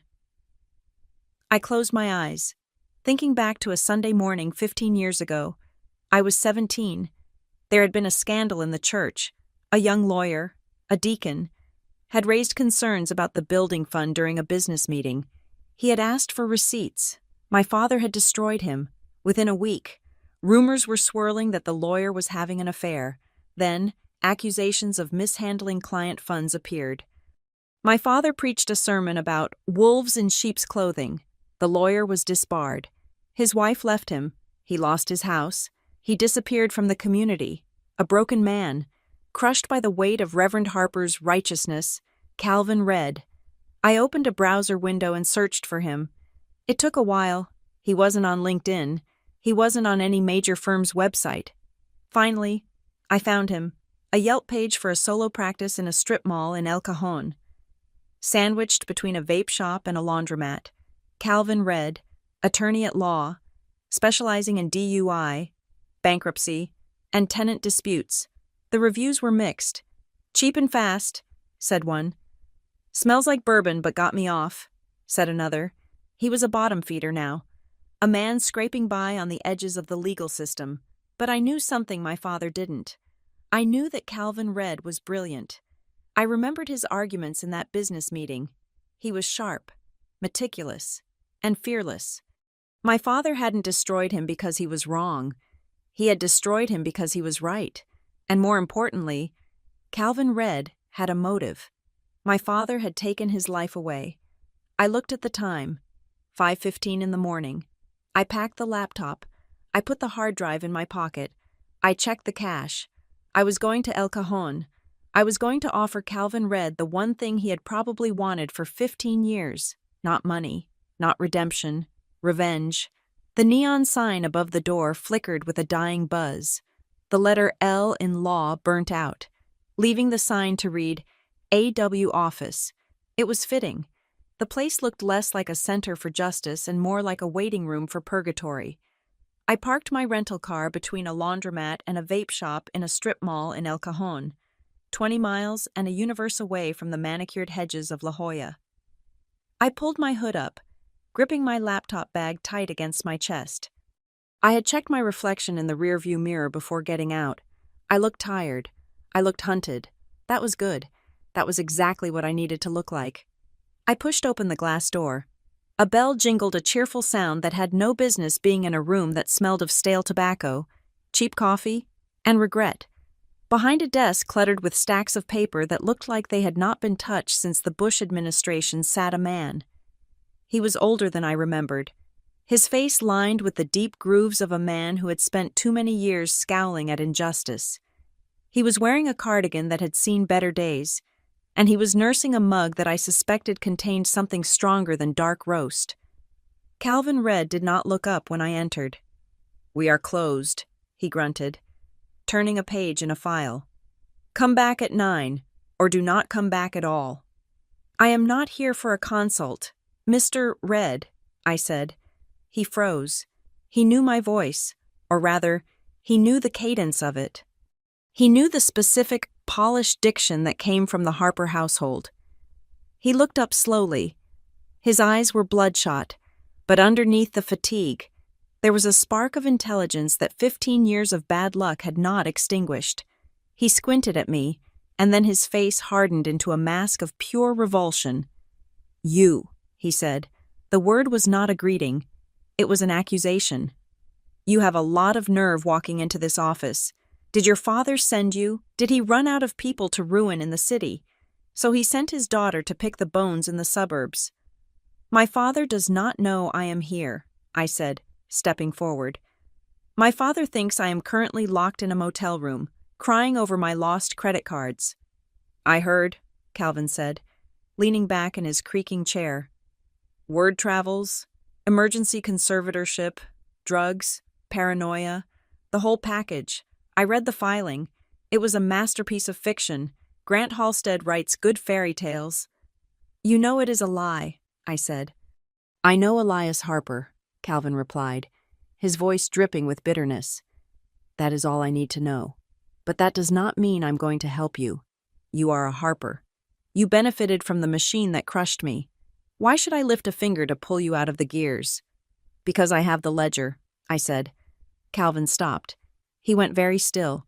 I walked to his desk. I swept a stack of unpaid bills to the floor and placed my laptop on the wood. I opened it, typed in the decryption key, and spun the screen around. "Look," I commanded. Calvin looked. He put on a pair of wire-rimmed glasses. He leaned in. For a long minute, the only sound in the room was the hum of the refrigerator in the corner and the distant wail of a siren. Calvin scrolled. He clicked. He scrolled again. "Community outreach," he whispered, reading the lines I had highlighted. "HGO Logistics, the nursing home in Nevada." He paused when he saw the payments to the judge's wife. He let out a low, breathy whistle. "Whitaker," he said softly. "I knew it. I knew he bought him. I just never could prove the mechanism." He looked up at me. The hatred was gone, replaced by a hungry, terrifying intensity. "Where did you get this?" "I hacked my own apartment," I said. "Mason is using the unencrypted network. They are sloppy. Calvin, they are so drunk on their own victory that they forgot to lock the door." "This is it," Calvin said. His hands were shaking slightly. "This is the ghost I've been chasing for 15 years. This proves everything. The embezzlement, the shell companies, the bribery." "So we go to the FBI?" I said. "Right now?" "No," Calvin said sharply. He slammed the laptop shut. "Absolutely not. Why, we have the evidence. You have digital files obtained illegally by a woman currently declared mentally incompetent by a superior court judge," Calvin said. Standing up, he began to pace the small office. "Think, Avery. If we go to the feds now, who do they call?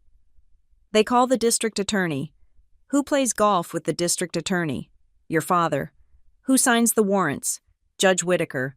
By the time an agent even looks at this drive, your father will have spun a story that you manufactured this data during a manic episode. They will bury this, and they will bury you in a psychiatric facility so deep you will never see the sun again."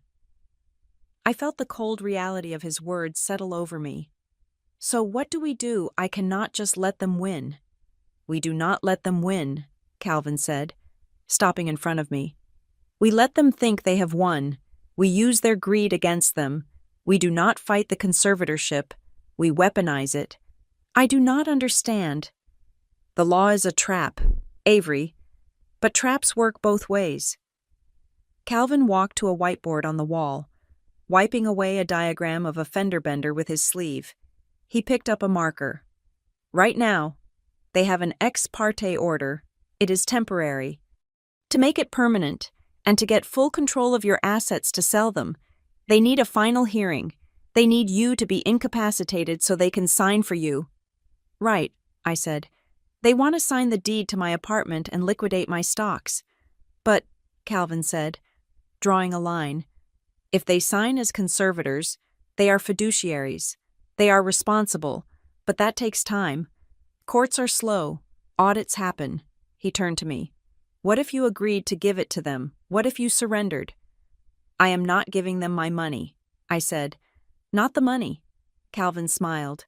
It was a wolf's smile. The estate, the whole thing, the assets, and the liabilities. He leaned in close. In California, if you transfer an estate voluntarily, you can attach a verified inventory, an inventory that becomes a public record the moment it is entered into the court log. If we can get them to accept the transfer in open court, and we slip the evidence of the crimes into the inventory list as liabilities or obligations, they become legally attached to it.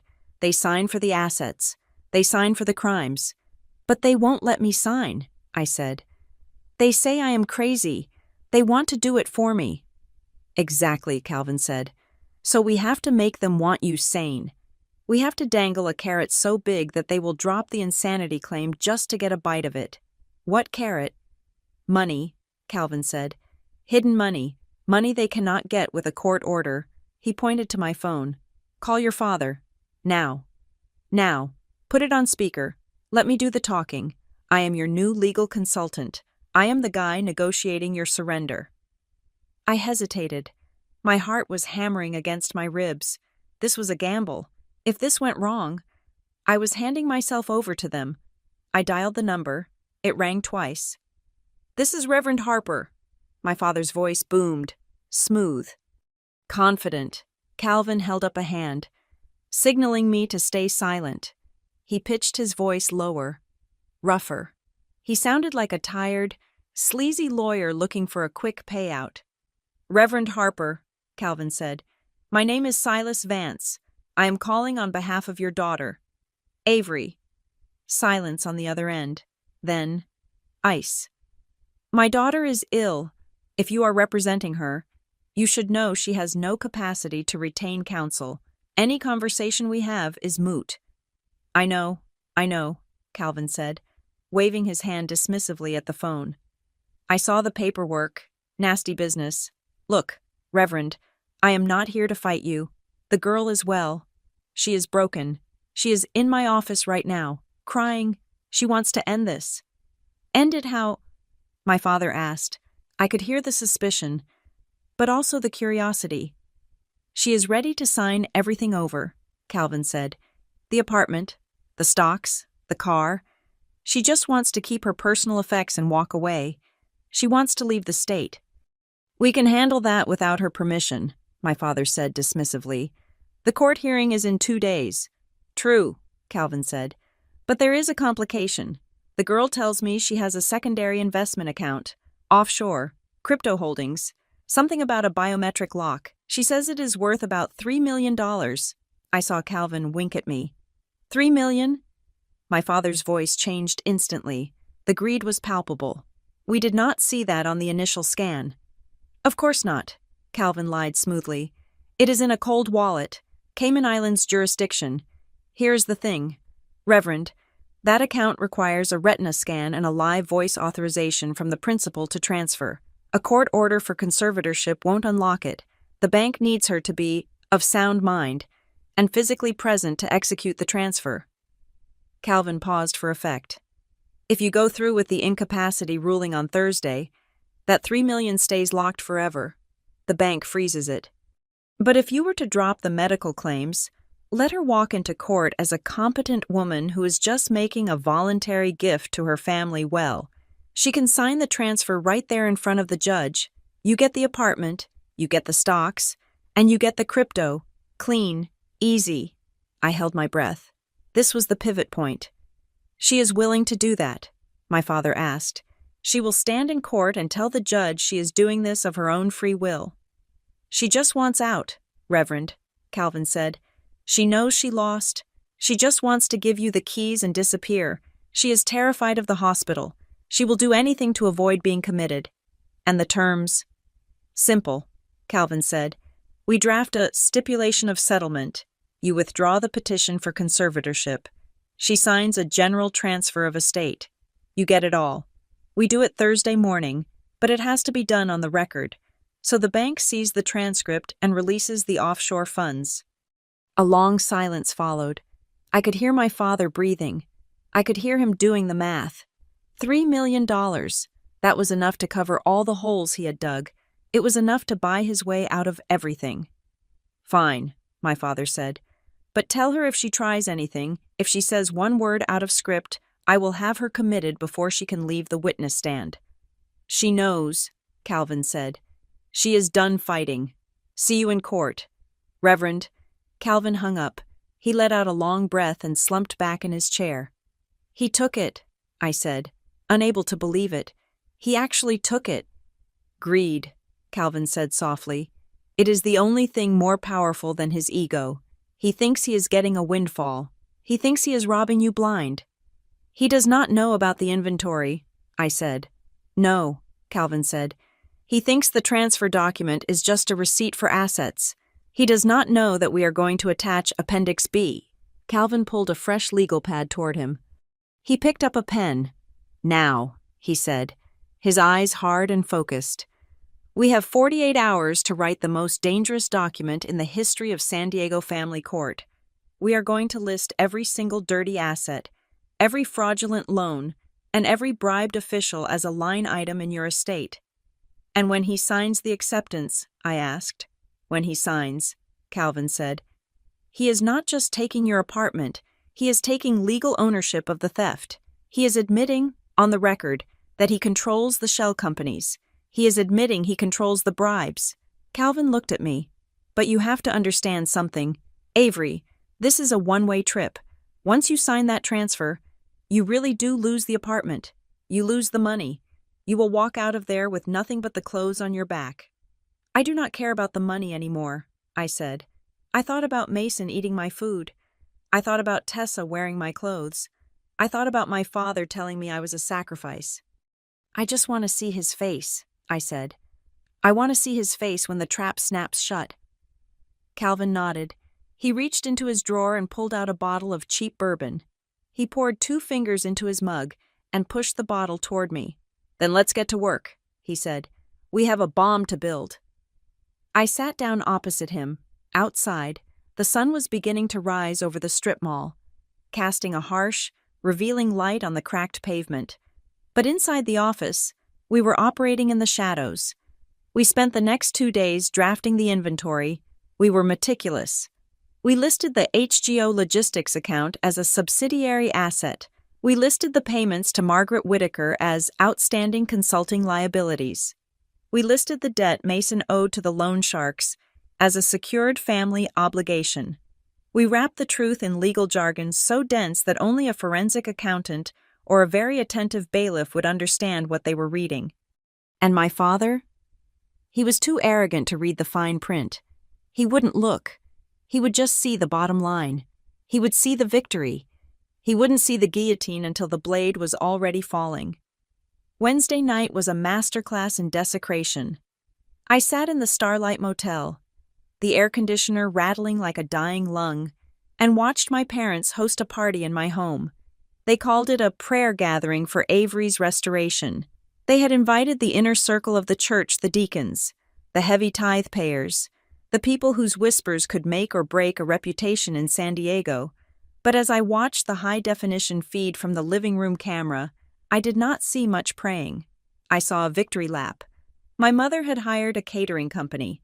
I saw servers walking around with trays of bacon-wrapped scallops and glasses of sparkling cider that looked suspiciously like champagne. I checked my bank alerts. Ping, transaction authorized Gilded Palate Catering. $3,450. Ping, Transaction authorized. La Jolla Florist, $820. They were burning through my liquidity before the ink was even dry on the transfer.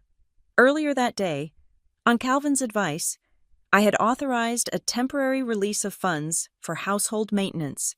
I had signed the digital document with a trembling hand, or at least, I made the digital signature look shaky, telling their lawyer, Grant Halstead, that I just wanted my family to be comfortable while we sorted out the transition.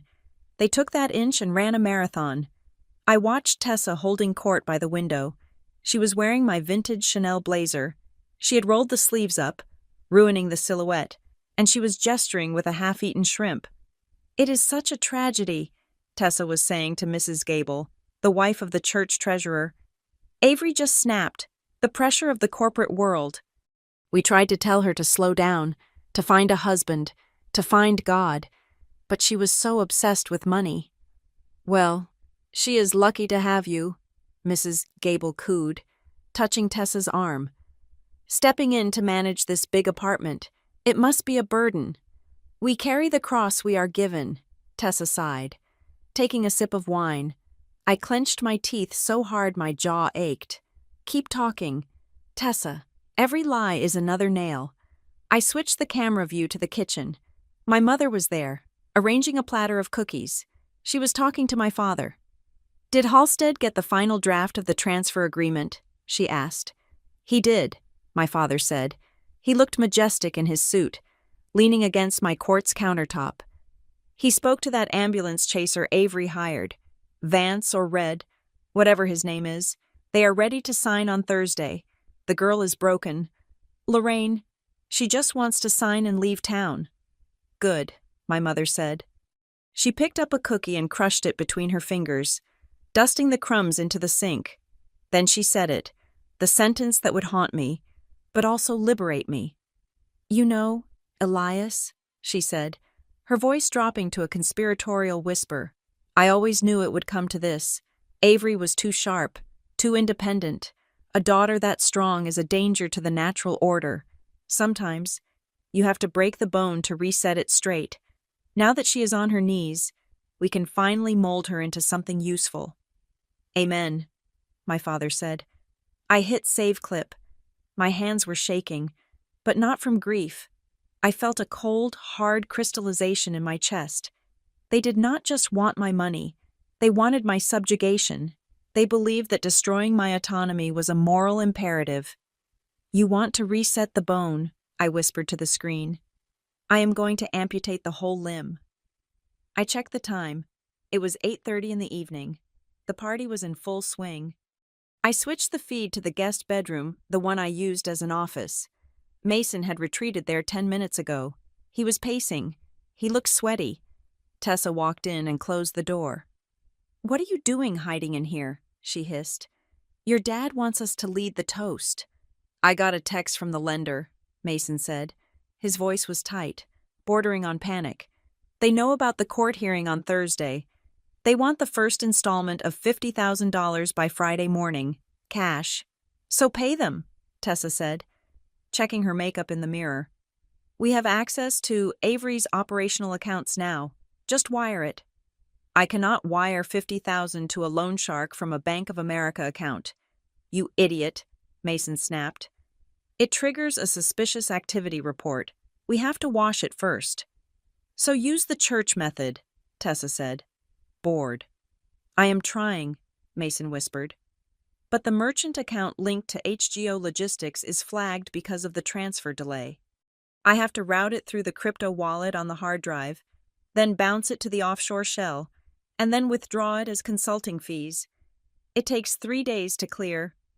"Well, figure it out," Tessa said, turning to leave. "I am not going to let some thug with a baseball bat ruin my debut as the mistress of this house. Just move the crypto. Your dad said he scrubbed the metadata." "Dad thinks scrubbing metadata means deleting the browser history," Mason muttered. "He does not understand the blockchain. Just do it, Mason. We are rich now. Stop acting like a criminal." Tessa walked out. Mason sat down at my desk, where I had built my career, and pulled a small, encrypted hard drive from his pocket. He plugged it into his laptop. I zoomed in on the video feed. I could not see the screen clearly, but I heard him typing. "Okay," he muttered. "Transferring 20 Bitcoin to wallet address ending in XYZ. I hit save clip. I had it. I had the admission of money laundering. I had the methodology. I had the link between the church funds, the shell company, and the crypto wallet. I minimized the video window and opened an encrypted email client. I typed in a subject line, whistleblower submission, urgent, Harper Global Outreach. I attached the ledger. I attached the video of my mother admitting to the conspiracy to incapacitate me. I attached the audio of Mason discussing the laundering of funds. I attached the corporate registry documents linking Tessa to her fake identity. I addressed it to 3 people. First, the special agent in charge at the San Diego FBI field office. Second, the senior investigator at the IRS Criminal Investigation Division. Third, a journalist at the San Diego Union Tribune who had written a piece about church corruption 2 years ago and gotten sued for it. I did not hit send yet. Calvin had been very specific. We do not fire the gun until they are in the trap. I scheduled the email to send automatically at 9 o'clock on Thursday morning, exactly 30 minutes after the court hearing was scheduled to begin. I sat back. The trap was armed. Now, I just needed to lure them onto the X. My phone rang. It was Calvin. "Are you watching this?" he asked. He sounded like he was eating takeout. "I am," I said. "They are enjoying the scallops." "Let them eat," Calvin said. "I just got off the phone with Grant Halstead. He's feeling very confident. He tried to lecture me about doing what is best for the client. He thinks I'm a pushover." "Did you tell him?" "I did," Calvin said. "I told him you are ready to sign the voluntary transfer of estate. I told him you are weeping. You are broken. And you just want to go to a retreat in Sedona to heal. And the condition—" "He agreed," Calvin chuckled, a dry, rasping sound. "I told him that for your own peace of mind as part of your recovery process, you need to list out every single thing you are giving them, a full inventory. I told him you have a guilt complex about your debts, and you want to make sure your parents know exactly what they are taking on, so they aren't surprised." And he bought it. He laughed. Avery. He actually laughed. He said, "If the girl wants to list her shoe collection and her library finds, let her. As long as the real estate and the stocks are on there, we do not care. He wants the signature. He does not care about the paperwork." "Perfect," I said. "I am drafting the transfer agreement now," Calvin said. "I need you to send me the data for Appendix B, the poison pill." "I am sending it now," I said. I opened a new document. This was the most important document I would ever write. A standard asset transfer lists things like real estate and cash on hand. Appendix B was different. Appendix B was a list of assets and associated liabilities accepted by the conservator. I began to type, Item 1 condominium at 1200 Pacific Highway, value. $2.4 million, liability. Subject to immediate seizure due to purchase funds originating from wire fraud. See Exhibit A ledger entries, 405-412. Item 2, investment portfolio. Value, $800,000. Liability. Collateralized against high-risk currency short positions with infinite loss potential. Currently active and under margin call status. I had executed that trade 2 hours ago. I had used the last of my access to leverage my own portfolio into a position that would implode the moment the market opened on Thursday. I was wiping out my own savings to create a debt bomb that would land in their lap the second they signed. Item 3 Harper Global Outreach Consulting Ledger. Value negative. Liability. Acceptance of role as managing officer for all historical transactions, including bribes paid to public officials. See Exhibit C. Payments to M. Whitaker. I worked for 2 hours. Crafting the list. I listed everything. I listed the nursing home payments for Tessa's mother. I listed the illegal crypto wallet Mason was using. By the time I was finished, Appendix B was not just a list of assets. It was a confession. It was a roadmap to federal prison. And the beauty of it was the legal language. The preamble of the document stated, By signing this voluntary transfer, the conservators, Elias and Lorraine Harper, hereby acknowledge full knowledge of and assume full legal responsibility for all assets, debts, ongoing business activities, and historical financial obligations listed in Appendix B, indemnifying the respondent Avery Harper from any future liability. They would think they were signing a receipt for a fortune. They were actually signing a confession to a felony. I sent the document to Calvin. Received, he texted back a minute later. It is beautiful. It is lethal. I looked back at the video feed. The party was winding down. My father was standing by the door, shaking hands with the guests. He looked triumphant. He looked like a king who had just conquered a new province. "Thank you for coming," I heard him say to Deacon Miller. "Yes, it is a difficult time, but God is good. He has restored authority to the rightful heads of the family." God had nothing to do with this. "Dad," I whispered. I watched Mason and Tessa on the couch. They were scrolling through their phones, probably looking for vacation rentals in Italy. They looked bored. They looked safe. They had no idea that in 36 hours, the ground beneath them was going to open up and swallow them whole. I turned off the laptop. I did not need to watch anymore. I needed to sleep. I needed to look rested for my performance. Tomorrow was the final prep, but Thursday was the execution. I lay down on the lumpy motel mattress, pulling the thin blanket up to my chin. For the first time in 2 weeks, I did not feel fear. I felt the cold, quiet calm of a sniper waiting for the wind to die down. They wanted to own me. They wanted to own my life, my choices, my future. Well, as the old saying goes, be careful what you wish for, because on Thursday morning, they were going to get it all, every single cent, and every single consequence. The night before the hearing, the air in Calvin Redd's office was thick with the smell of burnt coffee and the ozone scent of a laser printer that was running too hot. It was 11 o'clock on Wednesday night. Outside, the strip mall was dark, save for the flickering neon of the vape shop next door. Inside, we were building a guillotine. "Read it again," Calvin said. He was pacing the small room, a half-eaten slice of pepperoni pizza in one hand and a red pen in the other. I sat at his desk, my eyes scanning the document on the screen for the 100th time. It was titled Appendix B, Comprehensive Inventory of Assets and Assumed Liabilities. To the untrained eye, it looked like a standard, boring legal attachment. It was a list, just a long, dry list of things I owned. But in the world of forensic accounting, context is everything. Item 14, I read aloud, my voice raspy from lack of sleep. Intellectual property rights regarding the entity known as HGO Logistics. Good, Calvin nodded. Keep going. Sub-item 14A, I continued. The conservator acknowledges that HGO Logistics is a pass-through entity currently under investigation for tax non-compliance. By accepting ownership of this entity's assets, the conservator assumes full responsibility for all historical audits and pending penalties. Stop, Calvin said. He pointed the pizza crust at me. Is the language tight enough? Does it explicitly say historical? It says historical and retroactive, I confirmed. Meaning, if they sign this, they aren't just taking the company as it is today. They are taking the company as it was 3 years ago when they were using it to launder money. Perfect, Calvin grinned. They will think it is boilerplate.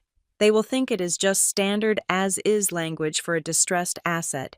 They won't realize they are signing a confession to tax fraud. We moved down the list. We had constructed the document like a layer cake of poison. The top layer was the sweet stuff, the real estate, the car, the jewelry, the things my mother and Tessa were currently drooling over. The middle layer was the debt, the underwater mortgage, the fact that the apartment was technically collateral for a loan I had taken out against myself, a loan that was actually funded by their own stolen church money. It was a circular firing squad of finance, but the bottom layer that was the nuclear material. Let's look at the gifts and outreach section, Calvin said, leaning over my shoulder. This is the part that worries me. If Halstead reads this carefully, he will pull the plug. He won't read it carefully, I said, typing a correction into the formatting. He is lazy. Calvin. He thinks he won. He thinks I am a mentally unstable girl who is handing over $3 million in crypto just to avoid a hospital stay. He is already spending his contingency fee. Still, Calvin warned, we need to bury it deep. I scrolled to item 32. It was nestled between a donation to a local animal shelter and a youth scholarship fund. Item 32. Strategic consulting obligation. Beneficiary M. Whitaker. Operating as Whitaker Legal Solutions. Status recurring monthly retainer of $5,000. Note: conservator accepts responsibility to maintain this confidential advisory relationship or liquidate the contract. It looked innocuous. Whitaker. Just a name. Just a consultant. But to the man sitting on the bench tomorrow, Judge Whitaker, that initial was a bullet. You realize what happens when this gets read, Calvin said softly. The judge isn't going to just dismiss the case. He is going to panic. Self-preservation is a powerful instinct. That is why we need the reading, I said. That is the linchpin. I pulled up the cover sheet of the agreement. We had inserted a clause at the very beginning. Clause 4. Transparency of transfer. It read, in the interest of full transparency and to demonstrate the respondent's sound mind and voluntary intent, the respondent requests that the full inventory of assets be read into the public record by the court officer immediately following the execution of signatures. This is the gamble, Calvin said, tapping the screen. Why would they agree to read it out loud? It wastes time. Because I asked for it, I said. I told Halstead that I want the world to know I am giving this gift voluntarily. I told him I want my generosity on the record. It strokes my father's ego. He wants the church to hear how much I'm giving back. He thinks it will make him look like a benevolent patriarch who rehabilitated his wayward daughter. And instead, Calvin said, he is going to sit there while a bailiff reads out the name of his money laundering shell company and the name of the judge's wife. Exactly. My phone buzzed on the desk. It was Grant Halstead. Speak of the devil, Calvin said. He hit the speakerphone button and gave me a signal to stay quiet. Grant, Calvin said, his voice dropping into that weary, beaten-down tone he had perfected. It is late. Please tell me we are done. We are done if your client is ready to sign. Halstead's voice came through, slick and arrogant. I just emailed you the final stipulation. We kept the language about the medical recovery vague, just like you asked. The Reverend is being very generous. Vance. He is agreeing to drop the permanent incapacity label as long as the asset transfer is total. She is ready, Calvin said. She is in the bathroom throwing up from stress, but she is ready. She just wants it over. Good, Halstead said. And the inventory list? Did you finish compiling her little treasures? Just sending it over now as Appendix B, Calvin said. It is long. Grant, she listed everything. Her shoes, her books, her grandmother's quilt. She is being thorough. She wants to make sure there are no disputes later. Fine, fine, Halstead laughed. I am not going to bill the Reverend for reading a list of used handbags. As long as the account numbers for the crypto wallet and the deed to the penthouse are in there, attach whatever you want. We will staple it to the back. And the reading, Calvin asked. She is insisting on the public reading. Grant, she has this idea in her head about public redemption. She wants the court to hear what she is sacrificing. The Reverend actually likes that idea, Halstead said. He thinks it is a powerful testimony, a prodigal daughter moment. We will allow it. Great, Calvin said. See you at 9. He hung up. The room was silent for a moment. Then, Calvin let out a sharp bark of laughter. He is not going to read it, Calvin said. He is going to skim the first page, see the real estate value, and check the crypto codes. He won't look at page 4. Greed makes you blind, I said. I hit print. The laser printer whirred to life. Pages began to slide out into the tray. Zip, zip, zip. Each page was a documented evidence of a crime, wire fraud, tax evasion, bribery, theft. I stood up and walked to the dirty mirror hanging on the back of Calvin's door. I looked at myself. I was wearing a gray cardigan I had bought at a thrift store an hour ago. It was 2 sizes too big. I had washed my hair but didn't condition it, so it hung limp and flat against my face. I wore no makeup. The dark circles under my eyes were real. I hadn't slept more than 4 hours a night for a week. I practiced my posture. I slumped my shoulders. I let my hands hang loose and heavy at my sides. I lowered my gaze. I did not look like Avery Harper, the sharp-tongued analyst who could spot a hidden offshore account in 3 minutes. I looked like a broken girl. I looked like a victim. "You look terrible," Calvin said, admiring the transformation. "It is perfect. They need to see what they want to see," I said, turning back to him. "They need to see a girl who has given up. If they see even a spark of fight in me, they will back down. They will hesitate." "They won't hesitate," Calvin said. He picked up the stack of papers from the printer. He squared them on the desk, the sound loud and final. "Here is the thing about predators. Avery," Calvin said, his eyes serious. "They never expect the prey to bite back. They are so used to the kill that they forget what teeth look like." He handed me the document. "Appendix B," he said. "Do not lose it." "I won't. And remember," Calvin added, pointing a finger at me, "tomorrow, when we walk into that courtroom, you say nothing. You answer, 'Yes, Your Honor,' and 'No, Your Honor.'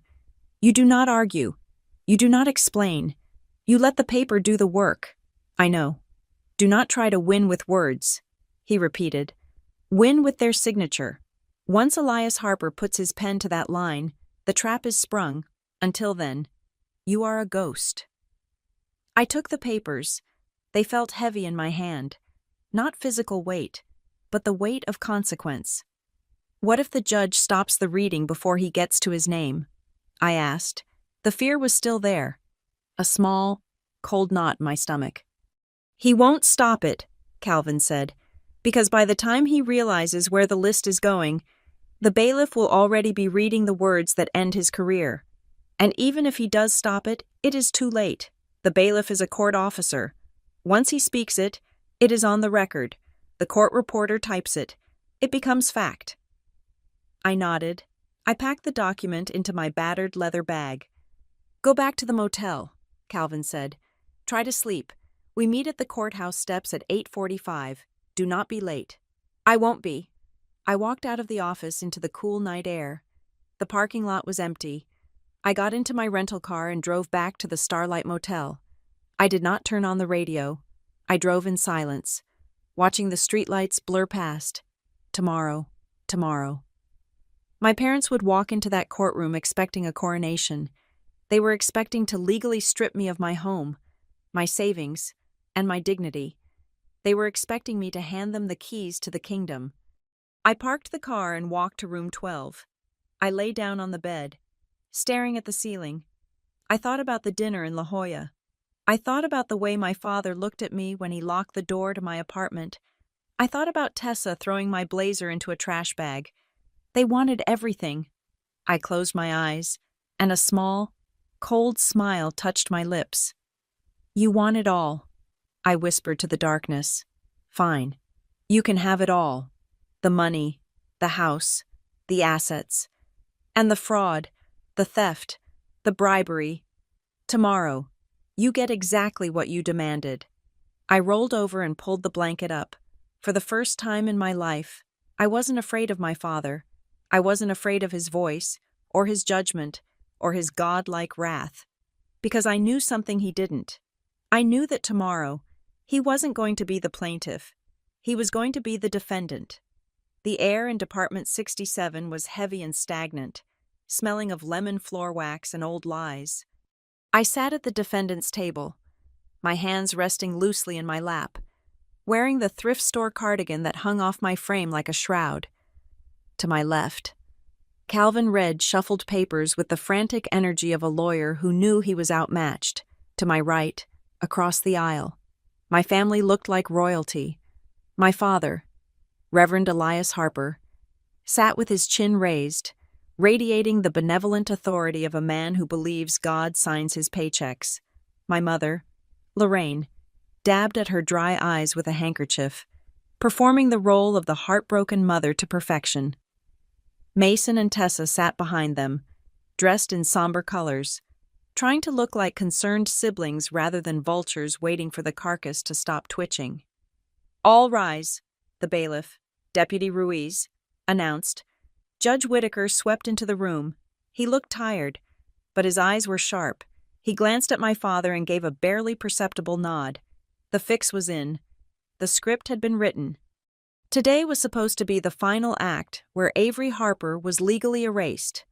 "We are here on the matter of the emergency conservatorship of Avery Harper," Judge Whitaker droned, opening the file.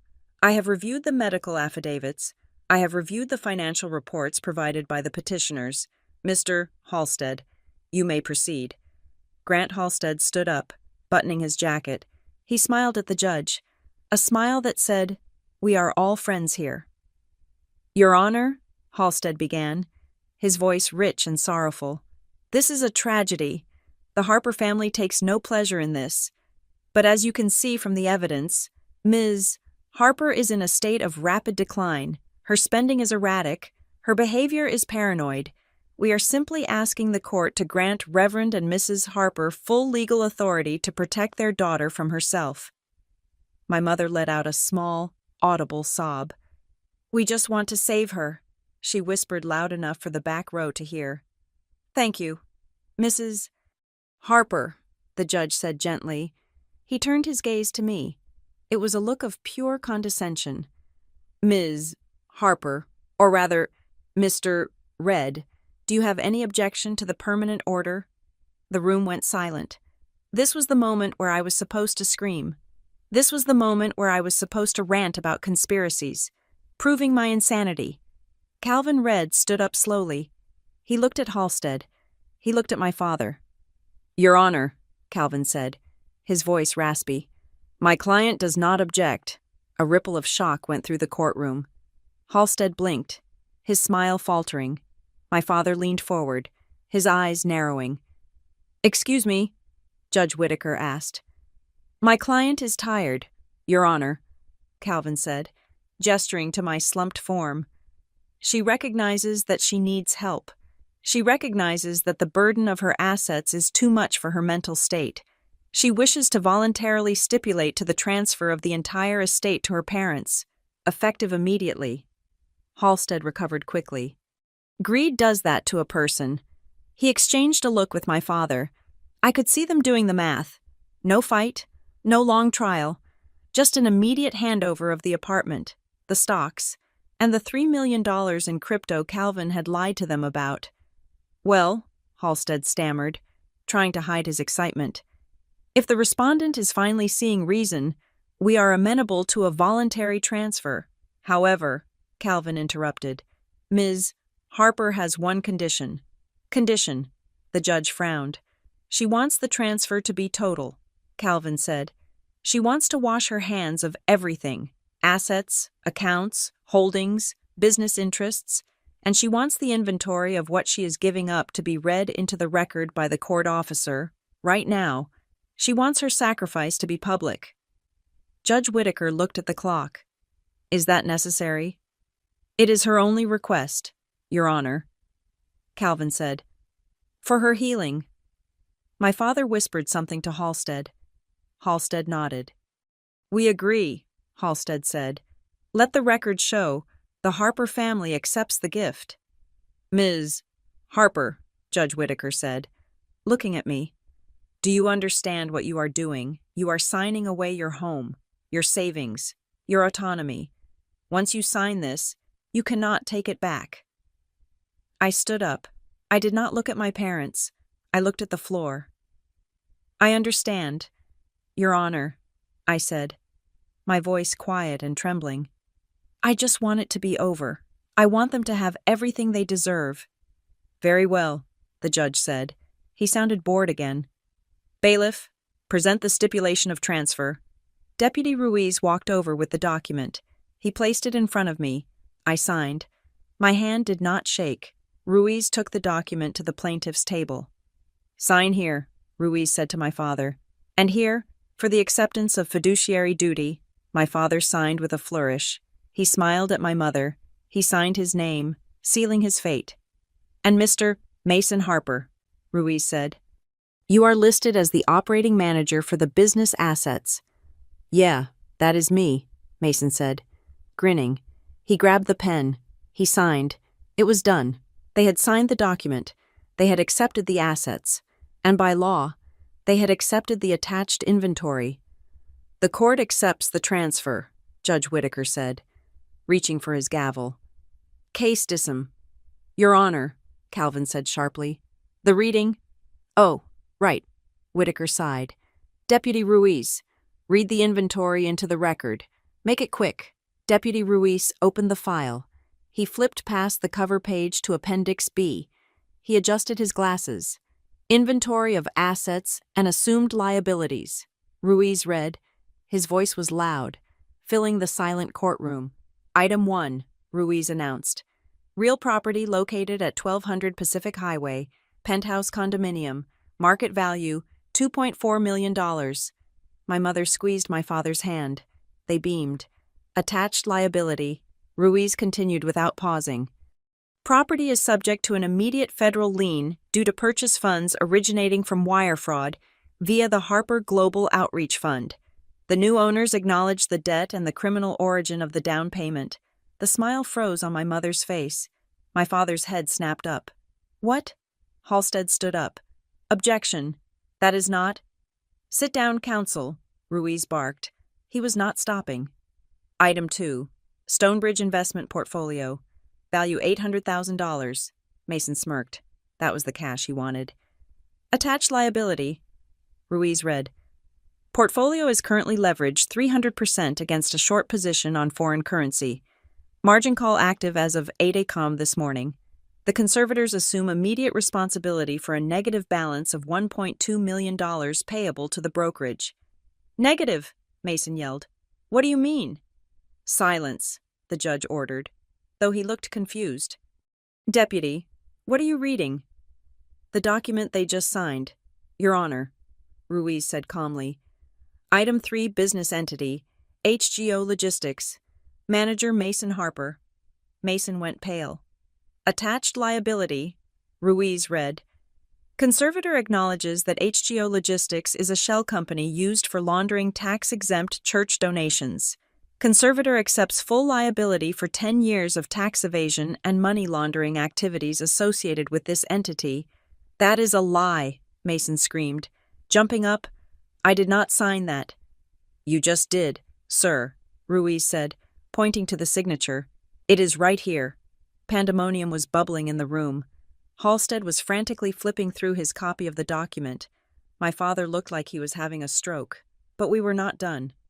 "Item 4, Ruiz read. His voice dropped an octave. He looked directly at the bench. "Recurring liability, strategic consulting retainer." Judge Whitaker froze. He went perfectly still. "Beneficiary," Ruiz read clearly. "Margaret Whitaker, doing business as Whitaker Legal Solutions." The judge's face turned a color I had never seen on a human being before. It was the gray of wet ash. "Stop," Whitaker whispered. "Amount," Ruiz continued, relentlessly. $5,000 monthly, purpose undisclosed judicial influence payments. "Stop," Judge Whitaker screamed. He slammed his gavel down so hard the head flew off and skittered across the floor. "Deputy, I order you to stop reading." "I am reading the public record, Your Honor," Ruiz shouted back. "Item 5, nursing home care for Teresa Vang, also known as Tessa Harper, paid for by stolen charitable funds. Security," Whitaker roared, standing up, his robes flapping. "Clear the court. Arrest that man, seal the record." "Nobody moves," a voice shouted from the back of the room. The double doors of the courtroom burst open with a crash that shook the walls. 6 men and women in windbreakers stepped inside. On the back of their jackets, in bright yellow letters, was the word FBI. "Federal agents," the lead agent shouted. "This is a raid. Nobody leaves this room." My father stood up, his face a mask of terror. "I am a man of God. You cannot touch me." Elias Harper, the agent shouted. You are under arrest for wire fraud, embezzlement, and racketeering. Mason Harper, you are under arrest for money laundering and conspiracy. No, my mother wailed, grabbing onto my father's arm. This is a mistake. Avery, tell them it is a mistake. I sat perfectly still. I watched as the agents moved in. They were efficient. They handcuffed Mason first, forcing him down onto the table where he had just signed his confession. Tessa was screaming, trying to hide behind a row of chairs, but an agent grabbed her, reading her rights regarding identity fraud. 2 agents moved toward the bench. Judge Whitaker stood there, trembling, looking for an exit that did not exist. Judge Whitaker, one of the agents said, we have a warrant for your arrest regarding bribery and obstruction of justice. It was a gift, Whitaker stammered. My wife is a consultant. Save it for the indictment, the agent said, spinning him around and cuffing him. Finally, they came for my father. Elias Harper did not fight. He went limp, the arrogance drained out of him, leaving only a small, frightened old man.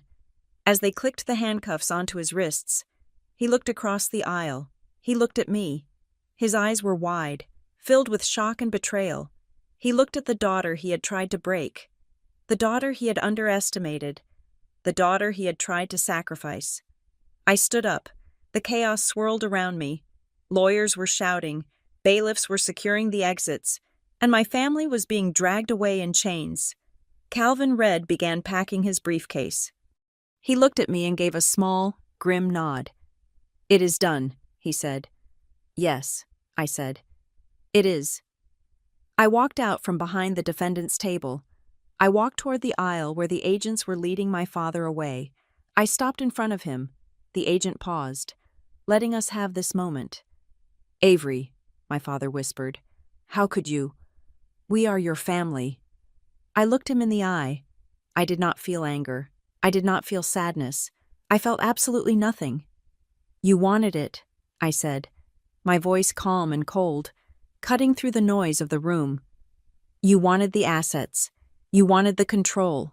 You wanted to own me. I leaned in closer, so only he could hear. You signed the paper, Dad. You bought the life. You bought the debt. I am your father, he pleaded. No, I said.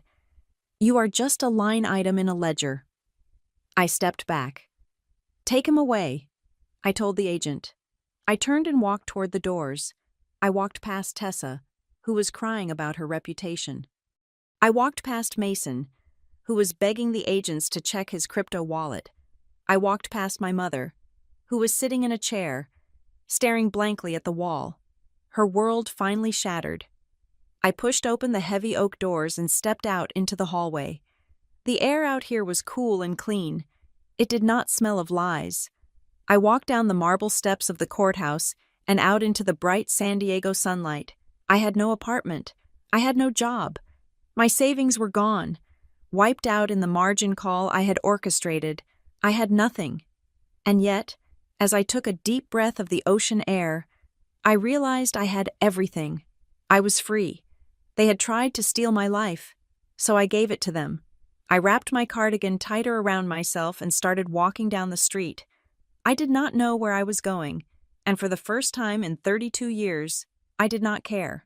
I was Avery Harper, and I owned myself. Thank you so much for listening to this story of betrayal and ultimate payback. I want to know, where in the world are you listening from right now? Drop your country or city in the comments below.